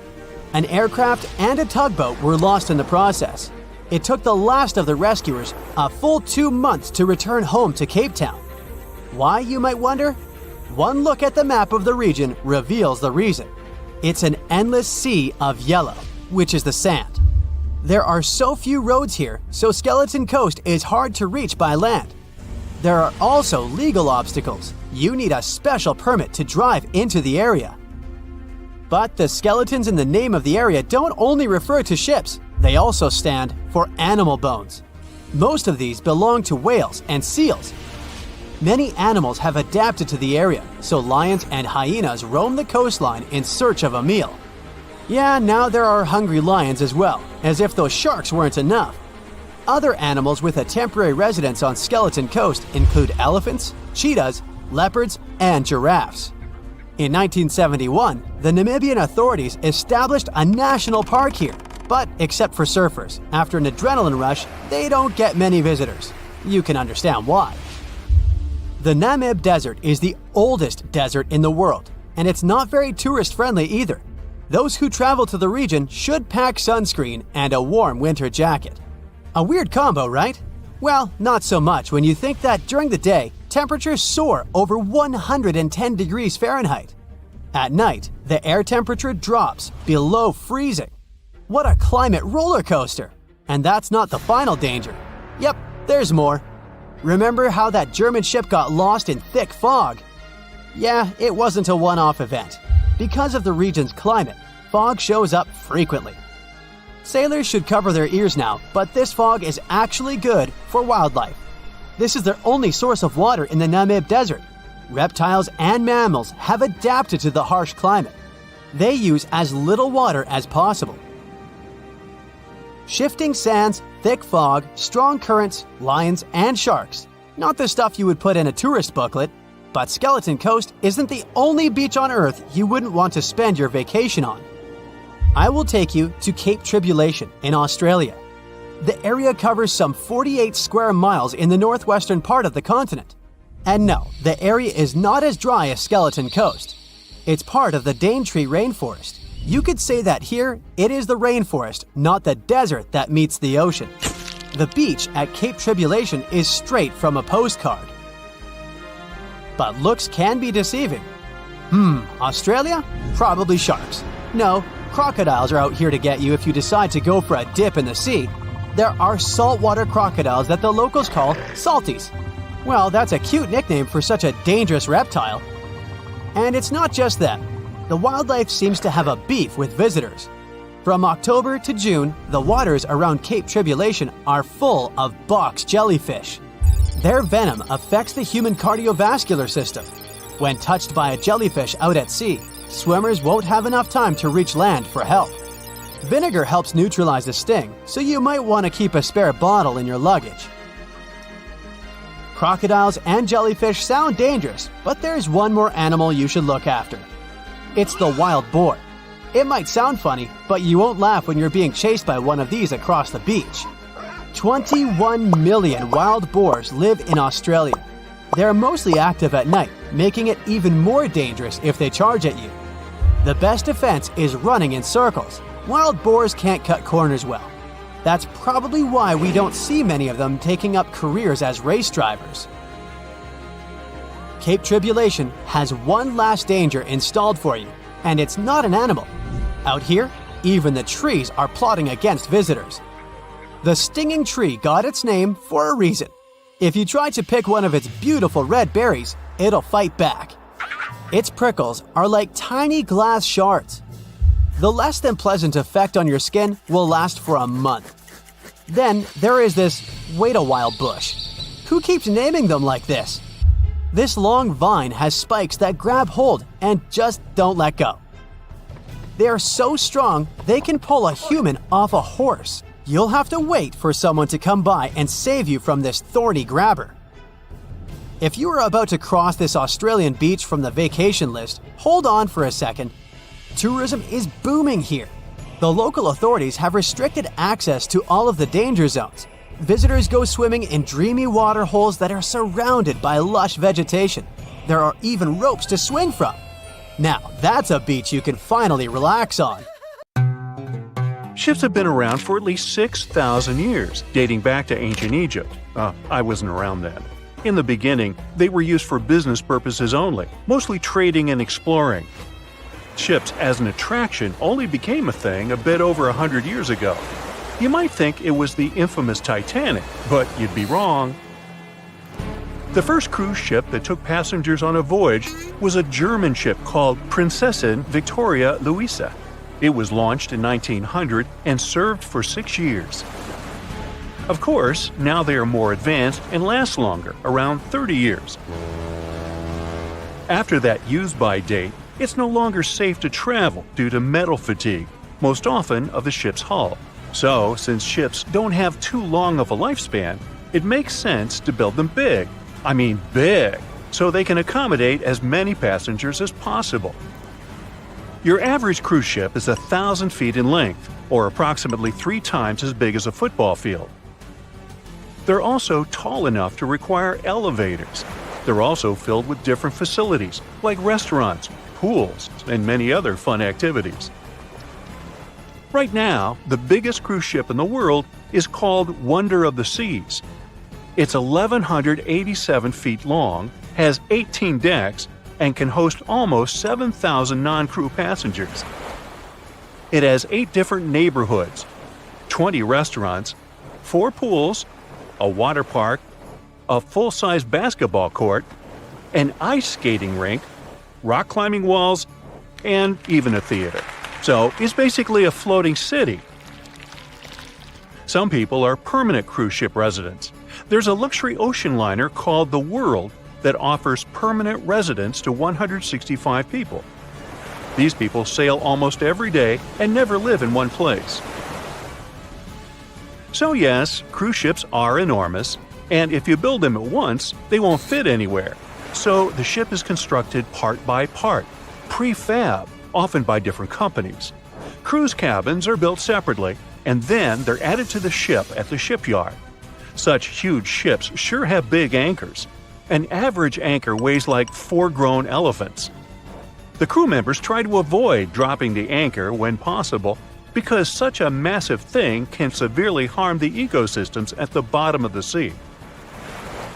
With around 2,000 cabins on average, it's impossible to ensure that every cabin has a window for the voyagers to observe the sea. So cruise ships found a solution. Interior cabins that don't have windows have virtual balconies that transmit real-life images from the outside of the ship, depending on where your cabin is located. Even if you get a cabin with a virtual balcony, you still have better accommodations than the crew members. They reside in a so-called B deck, which is located in the lower part of the ship below the waterline. There are dorm-style rooms with a bunch of bunk beds and lockers. Also, crew members have a secret language, code words that they use to exchange information without the passengers knowing. For example, the word Alpha or Star code signals a medical emergency. And Bravo, Bravo, Bravo means a fire on the ship. By the way, there's a bunch of stuff you aren't allowed to take on board because of potential threats. Those include candles, clothes irons, travel steamers, and hot plates. Basically, it's anything that produces flame or heat, with the only exception of curling irons and hair straighteners. Yeah, I never leave home without mine. Since people live on board for weeks, and often the ships spend days in the open sea, you can imagine that a lot of waste is produced every day from the thousands of passengers and crew the ship is hosting. So, where does it all go? Well, dumping trash in the sea or ocean is illegal. So, the ship engineers devised a system. On a particular crew-only deck of a ship, there's a recycling station where all the waste goes from everywhere around the ship. Everything that can be recycled, paper, aluminum cans, all types of glass, and plastic bottles are collected, separated, crushed, and stored until the ship docks at a port and can send the stack to a recycling station. As for the food waste, all kitchens on board have a suction drain, which takes the food to one big pipe, which takes all of it to a hydroprocessor. The processor crushes the food into small pieces and then burns it. Now, the cruising capital of the world is Miami, Florida. Having 5 ports, Florida is the place where most cruise ships depart. Voyages are fun, but if you need to get somewhere fast, cruise ships shouldn't be your first choice, because they're slow. On average, they travel at the speed of 20 knots, which is just 23 miles per hour. Ships travel much slower than cars and planes because they move huge amounts of water. For instance, when you run on the ground, you're fast. No, really, I've seen you. Now step in a swimming pool and try to run there. It'll be way harder for you to do, and you'll be way slower, barely moving through. Now keep in mind that you're much smaller than a ship. As we've seen, ships are big boys. When you put something in the water, it displaces the amount of water that is equivalent to its weight. So, a ship displaces thousands of tons of water and then pushes through it, creating such a drag. That's why they're slow. Still, in a year, cruise ships sail around the equivalent of 3 times around the planet. Apparently, the passengers are there to enjoy the ride and not so much the velocity. Obviously, such ships need a boatload of fuel. And not just one, several types are required. Heavy fuel oil is used for the main engines, marine diesel is needed for smaller engines and lifeboats, and there's also marine gas oil for the turbines. Every day, each cruise ship burns, on average, 150 tons of fuel and releases exhaust equal to 1 million cars combined. So there are often regulations regarding how pure each type of fuel must be. In most parts of the world, ships can only use fuel that contains no more than 0.5% of sulfur, a component that highly contributes to air pollution. In other countries, the fuel must be even purer, containing only 0.1% of sulfur. The cleaner the fuel, the more expensive it is. So ships often change from one fuel grade to another, depending on the area the ship is sailing in. So, where do ships get so much of the stuff? Apparently, there are floating filling stations, so-called product tankers. They carry different grades of fuel and deliver it to the ship, connecting to the ship's fuel tanks and pumping the proper grade of oil into the section where it's needed. All cruise ships pick up stranded sailors and fishermen, and that happens quite often. So don't be surprised if your cruise ship stops in the middle of the sea to pick someone up. It's a common practice. Ships can even change course to pick up some stranded sailors if they get a distress call. But what happens if you, a passenger, falls over? You clumsy oaf. Hey, just kidding. Ships have sensors that should notice the accident and send a distress signal. But witnesses are still important. The person will be saved way faster. So, if you ever see someone falling overboard, here's what to do. Throw them a life ring, point at them and scream, "A person overboard!" and get someone to tell the ship's bridge. If no one is around, do everything it takes to get some attention. You can call the ship's emergency number or even activate one of the alarms. Afterward, it's up to the crew to do the rescue operation. By the way, crew members have a code phrase for a person overboard too. It's Oscar, Oscar, Oscar. And that's not for Oscar Mayer. It's a code unique to the Royal Caribbean Cruise Lines. Ever since What Happened to the Titanic, remember the Oscar-winning movie? Every cruise ship is obligated to have safety equipment to accommodate 125% of the people on board. So you shouldn't be scared of history repeating itself, especially in the warm tropic islands. After around 30 years, when a ship has served its time, it retires and gets sent to a shipyard where it gets scrapped. Many famous and beloved ships enjoy a better fate. They get turned into hotels and attractions. Yes, it's good to be the queen. No matter what happens, don't stop! We almost got it! 2 treasure seekers are digging frozen ground in a cornfield at night. It's raining hard, lightning is flashing, but these 2 guys keep working. And now the shovel hits something solid. No way! A treasure chest! They start digging faster and find a piece of a ship's engine. What the? Far from the seas and lakes, somewhere under the fields of Kansas City, they found a giant sunken ship. How is this possible? Now you'll see. Some people spend their lives searching for shipwrecks with treasures underground. One of them is explorer David Hawley. He's been looking for such ships far from the seas, rivers, and oceans for many years. He does this because he likes the feeling of adventure. The holds of these ships may contain chests of gold, antiques, and artifacts. And you can get a lot of money for them. David says you don't have to go into the ocean to find a sunken ship. They may be lying in your backyard. But why do ships end up buried underground among fields, farms, and plains? Let's find out using the example of steamboat Great White Arabia. According to old records, the newspaper clippings, this ship had been carrying about 200 tons of treasure before it sank in 1856. Many rumors and local legends said the ship was lying underground, a few miles northeast of Kansas City. It was there because people deliberately altered the riverbed and channels of the Missouri River in the second half of the 19th century. They artificially brought the shores closer to each other. They narrowed the river to increase the flow's speed, so boats could sail much faster. In the 19th century, steamboats were the most popular means of transporting passengers and goods. Before railroads, they extended the western border across the Mississippi and Missouri rivers and brought supplies to people. That's why it was so important to increase the speed of their movement. So, on September 5, 1856, Arabia was sailing along such an estuary. It came across a snag sticking out of the water. A piece of log quickly flooded the ship. Fortunately, all passengers were evacuated. But the steamer and its precious cargo reached the silt bottom of the Missouri River in a few minutes. Several years had passed. Everyone forgot about the vessel. During this time, the course of the Missouri River had changed. But Arabia remained under the wet, muddy bottom. The soil level above it was getting higher, and the ground was losing moisture. Eventually, many decades later, a cornfield formed above the sunken ship. In the 1980s, one farmer owned this area, and he had no idea what was hidden in his territory. David Hawley carefully studied the history of the sunken ships of the USA.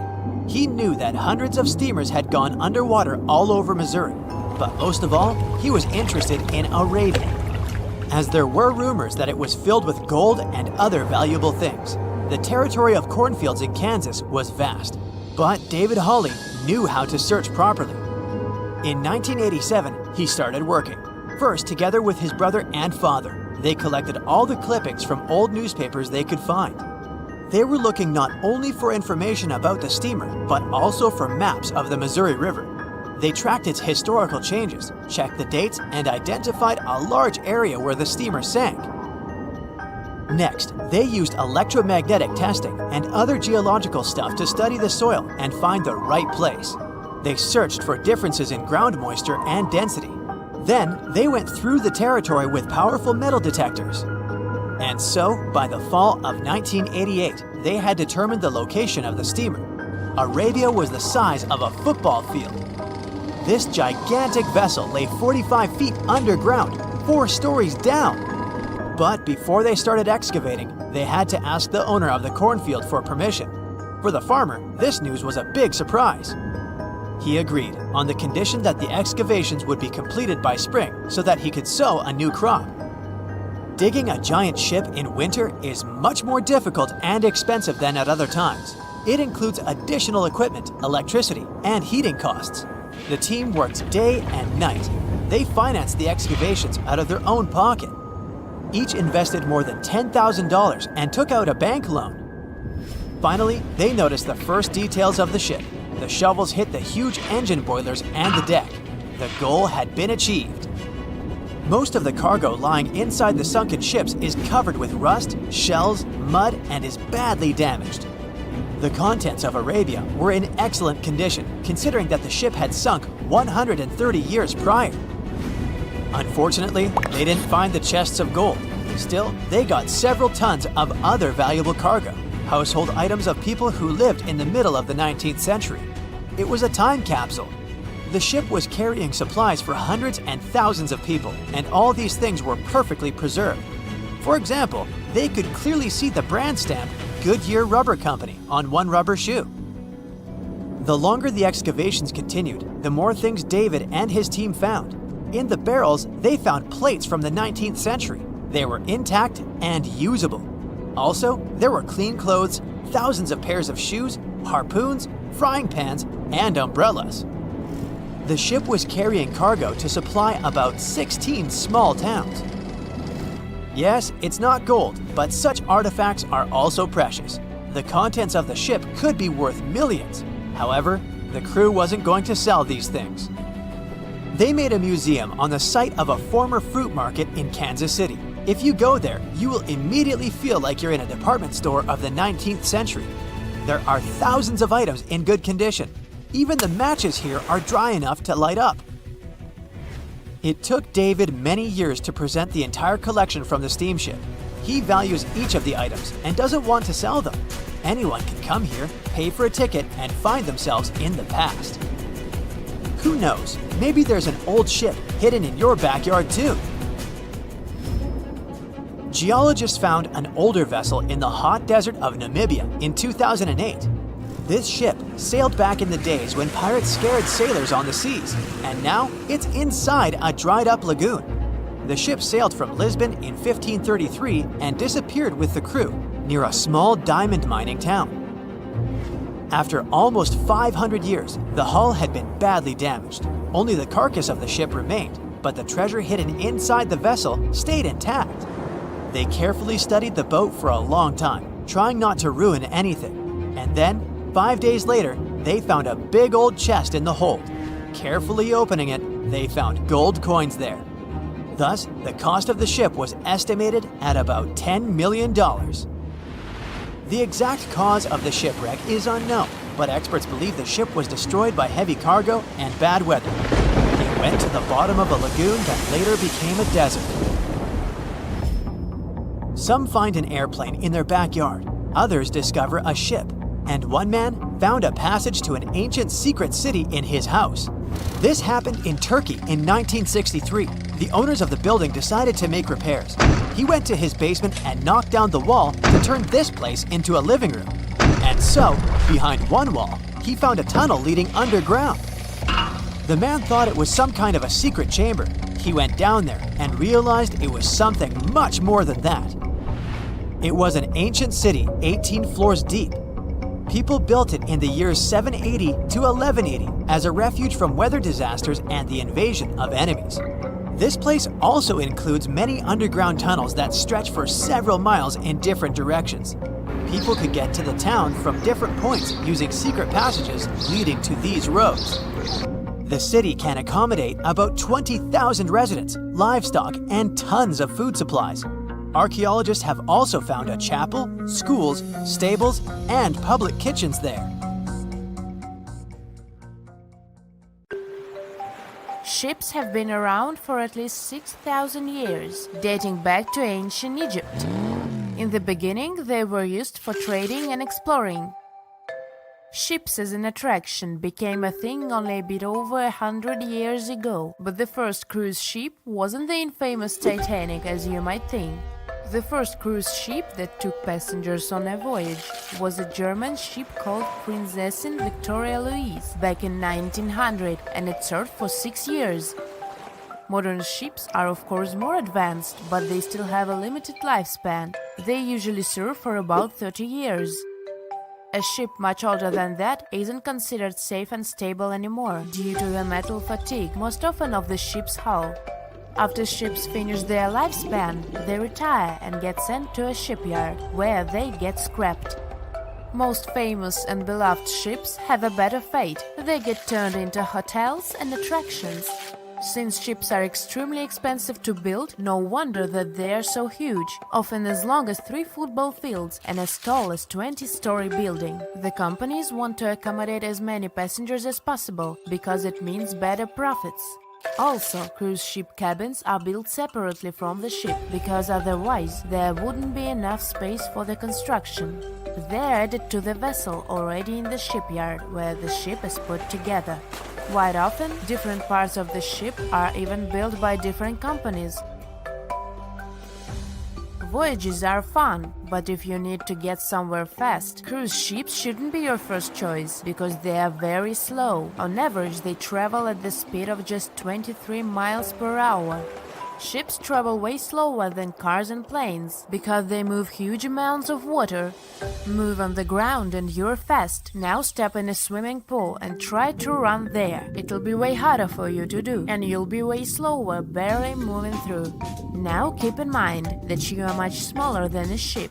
As we've seen, ships are massive. When you put something in the water, it displaces the amount of water that is equivalent to its weight. So a ship displaces thousands of tons of water and then pushes through it. That's why they are slow. Such huge ships sure have big anchors. An average anchor weighs like 4 grown-up elephants. The crew members try to avoid dropping the anchor when it's possible, because such a massive thing can severely harm the ecosystems at the bottom of the sea. When boarding a ship, the first thing we have to notice is lifeboats. The Titanic was designed to carry 64 lifeboats, but it only had 20 of them. The rest is history, but ever since what happened to the Titanic, ships are required to have safety equipment to accommodate 125% of the people on the ship. So, it's even more than required, just to be on a safe side. But here is the story. In 1915, 3 years after the Titanic sank, a cruise ship called SS Eastland, which was loaded with extra lifeboats and rafts, sank under the heavy weight of all that extra equipment. But don't worry, it never happened again. Even though modern cruise ships are very safe, it's good to be prepared. So let's take a look inside one of those lifeboats. Firstly, they are orange in color, and it's not just some orange. This one has a special name, International Bright Orange. Of course, there is a good reason to use it, better visibility. If we take a look at the color wheel, orange is the exact opposite of blue, meaning that it's most contrasting to it. So, in between the sea and the sky, which usually appear blue, an orange boat will be the most visible. Life jackets and life preservers are orange for the same reason, as you might have guessed. But International Bright Orange only became a requirement in 1962. Before that, the life jackets were mostly white. For example, look at those life jackets. These are the ones that were used by the passengers on the Titanic. But white isn't a good choice at all. It's particularly hard to spot a white life jacket and a white lifeboat on a white-capped sea. All the equipment inside the lifeboats must meet international requirements and must be kept in good condition. So, the crew members are required to do maintenance every 3 months to avoid any rupture and damage of the lifeboats and everything in them. Firstly, there is a fresh water and food ration, for obvious reasons. Then there is a portable compass, which helps determine the direction in which to steer it. The next thing is a signaling mirror. It's a device that allows the light to attract the attention of passing ships. A less expected thing inside is an embarkation ladder, a rope ladder with wooden or metal steps that are used to ascend or descend from one ship to another. And finally, there is a first aid kit. All cruise ships pick up stranded sailors and fishermen, and that happens quite often. So don't be surprised if your cruise ship stops in the middle of the sea to pick someone up. It's common practice. Ships can even change their course to pick up some stranded sailors if they get a distress call. Have you noticed that all ships, both cruise ships and container ships, always have the bottom of the hull painted red? Yes, it's a thing. In early times, when ships were mostly made of wood, sailors were painting the hulls with copper paint, because it was protecting the vessel from wood-eating worms, barnacles, and seaweed. The copper was the ingredient that was giving the paint that color. All this muck wasn't only impairing the vessel's structure, but was also increasing the drag, preventing the ships from moving as fast as they could have. So, protective paint is important to reduce the number of barnacles that get accumulated. These days, of course, hull-protecting ingredients can be added to any kind of paint, and there is no practical need to paint the bottom of the hull red, but it's still being done to honor the old tradition. Still, even the most modern paint doesn't allow to completely avoid the growth of barnacles on the hull. Also, most ports don't even allow you to scrape those off the hull once you dock. That's because the ships that arrive from faraway waters can bring along non-native species of seaweed and other organisms which can severely harm the local ecosystem. Crew members sleep in that lower part of the ship, the underwater one. It's called a B-deck, and there are dorm-style rooms in the hull just for the crew members. Also, you might have noticed that there are numbers painted vertically on the side of the hull. The red background helps them stand out more, which is important since those numbers are crucial. They help you understand how much load the ship is carrying. The more weight there is on board, the lower in the water the vessel will sit. If you watched movies about pirates or heard sailors talk, you might have noticed that the ships are referred to as she and often have female names. It is an old tradition to consider a ship as a female figure, most often a mother or a female deity that is guiding and protecting the crew. It is also believed that the name of the ship brings good luck to the ship, as well as to the crew and the passengers. People who spend their lives in the sea have many superstitions regarding boats. Finding a cat aboard is considered good luck, even if the cat is black. They are very handy because they hunt mice, therefore keeping the ship clean and safe. But bananas aboard is a no-no. It's especially common among fishermen. They believe that if there are bananas in the boat, the fish won't. They said it was the most technologically advanced ship. They said it was unsinkable. And when it sank, they made a movie about it. These were the main reasons why the Titanic disaster became world famous. But unfortunately, this is not the only large-scale shipwreck. And sadly, there have been cases much worse than the tragedy of the Titanic. One of them occurred on April 27, 1865. The Sultana steamboat carried passengers and cargo daily between St. Louis and New Orleans. It was a pretty large wooden boat with 3 decks and was 260 feet long and 70 feet wide, almost twice the size of a basketball court. The ship could carry about 350 passengers, but on that unfortunate day, more than 2,000 people were on it.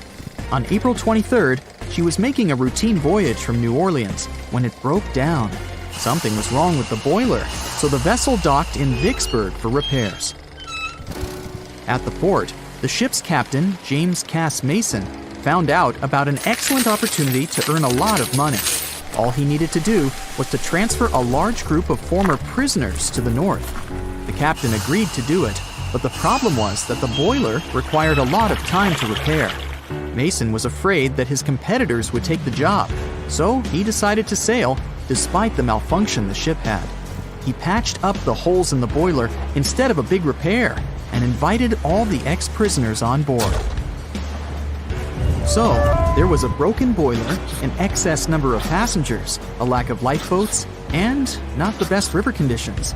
Also, the captain refused to send the ex-prisoners to the hold, so they were all with ordinary passengers. There were strong chances for a shipwreck, but the greedy desire to earn more money was stronger. The Sultana went on a voyage and sailed up the river for 2 days. At this time, one of the biggest Mississippi floods in history began. The river overflowed its shores because of the flood, with the water level rising several feet. All the trees on the shore disappeared, and only the tops were sticking out of the water. The ship sailed opposite this powerful current, making the boiler work too hard. On the evening of April 26th, the Sultana arrived in Memphis, Tennessee, and they loaded even more, 120 tons of sugar and 200 passengers. She got incredibly heavy. Around midnight, the ship continued its dangerous journey. The captain sailed to barges to load a shipment of coal. At 1 a.m., the vessel left the barge. At 2 a.m., the broken boiler, unable to withstand the load, suddenly exploded. The Sultana was just 7 miles north of Memphis. Few people survived that day. The problem was that passengers trying to escape from the fire jumped into a cold river with a strong current. The Sultana disaster is considered the most tragic shipwreck in the history of the United States. The exact number of those who didn't survive is still unknown. According to various sources, this number was from 961 to 1,800 people. Don't be surprised that almost no one knows this story. There were many more survivors in the Titanic tragedy, and everybody heard about it. But the Sultana sank during one high-profile event. 12 days before the shipwreck, the country lost Abraham Lincoln. People hadn't yet recovered from this news, so no one paid much attention to the tragedy of the Sultana. Many catastrophes happened quite recently by historical standards. One of them occurred in 2002. The ferry La Jula was a Senegalese vessel. The ferry sailed twice a week, mainly along the coast of Dakar, carrying passengers who traded mango and palm oil. It made daily voyages and never faced severe problems thanks to modern rescue equipment and good repair service. But one day, the ship's crew discovered a malfunction and sent the boat to port. For almost a year, La Jula was in a non-working condition, awaiting repairs. But it didn't get high-quality service. After poor maintenance, the ferry set off on its last voyage. On September 26, 2002, La Jula sailed between southern Senegal and Dakar, and at 11 p.m. headed toward Gambia, where a strong storm began. The wind raised high waves, but this wasn't critical for the large passenger ship unless the number of people on board didn't exceed the established norm. La Jula was supposed to carry about 500 passengers, but had many more people that day. Too many passengers, poor repairs, and a strong storm caused severe problems for the ship. But the main factor in the shipwreck was that La Jula was only built for sailing in coastal waters, but that day, it sailed far from the shore. Big waves started rocking the boat, and at some point, it just turned upside down. The ship's deck went underwater, and its lower part stuck above the surface like an iceberg. All the passengers sitting in cabins fell on the ceiling and lost their orientation in space. There were no holes or damage in the ship's hull, and water flooded the lower decks for a long time. The vessel stood in a twisted position for several hours. Then, the boat began to sink when the water seeped through the deck and hold. The ocean was warm, but no one came to save the passengers. People had to wait almost 4 days to be rescued. Unfortunately, only a few managed to survive. The Philippines is a very dangerous area for ships. This place consists of several thousand islands and a vast area with shallow water. Ships can run aground and damage the hull with reefs and pitfalls. On September 20th, 1987, one of the most terrible disasters in navigation history occurred there. A Philippine passenger ferry called Dona Paz left one of the islands and sailed toward Manila. The sun was shining, the ocean was calm, and the visibility was good. But for some reason, the crew members didn't notice how the tanker Vector was approaching them. The two ships collided at low speed. The collision wasn't strong, but the problem was that the Vector had tons of oil on board, and the Dona Paz crashed into the cargo hold where that oil was stored. So it spilled all over the ocean, and then a spark slipped through. Not only did the two ships catch fire, but also filled with water. Both ships sank in a matter of seconds. Only a few dozen people survived that disaster. On September 27, 1854, the passenger ship Arctic sailed from Liverpool to New York. The fog came rolling down, and visibility got really bad. Another boat appeared out of the thick white haze, the French steamer Vesta. The ships were close enough to each other that a collision was inevitable. The French vessel was smaller, so it seemed to the Arctic's captain that Vesta had received a lot of damage. And while he was staring at the other ship, his boat got quickly filled with water. The captain gave the order to sail to the shore as fast as possible, but the ship's engines stopped working because of the flood. Then the ship's crew started to lower lifeboats with women and kids. Still, when rescuers found lifeboats with people, it turned out that only 87 out of 400 people survived, 65 crew members and 22 passengers. Surprisingly, there were only grown men among them. The ship's captain survived by clinging to the wreckage. All newspapers wrote about this story as one of the most terrible and shameful tragedies in navigation history. The survivors were criticized because they didn't save women and kids, and the crew members were accused of violating the law, since the safety of passengers should be higher than the safety of sailors. But despite this, none of them were brought to responsibility. Unfortunately, shipwrecks still occur to this day, but fortunately, there are fewer of them than before, thanks to modern navigation systems and radar. But no technology can guarantee there won't be a super strong storm or any other emergency that no one can foresee. That's it for today. So hey, if you pacified your curiosity, then give the video a like and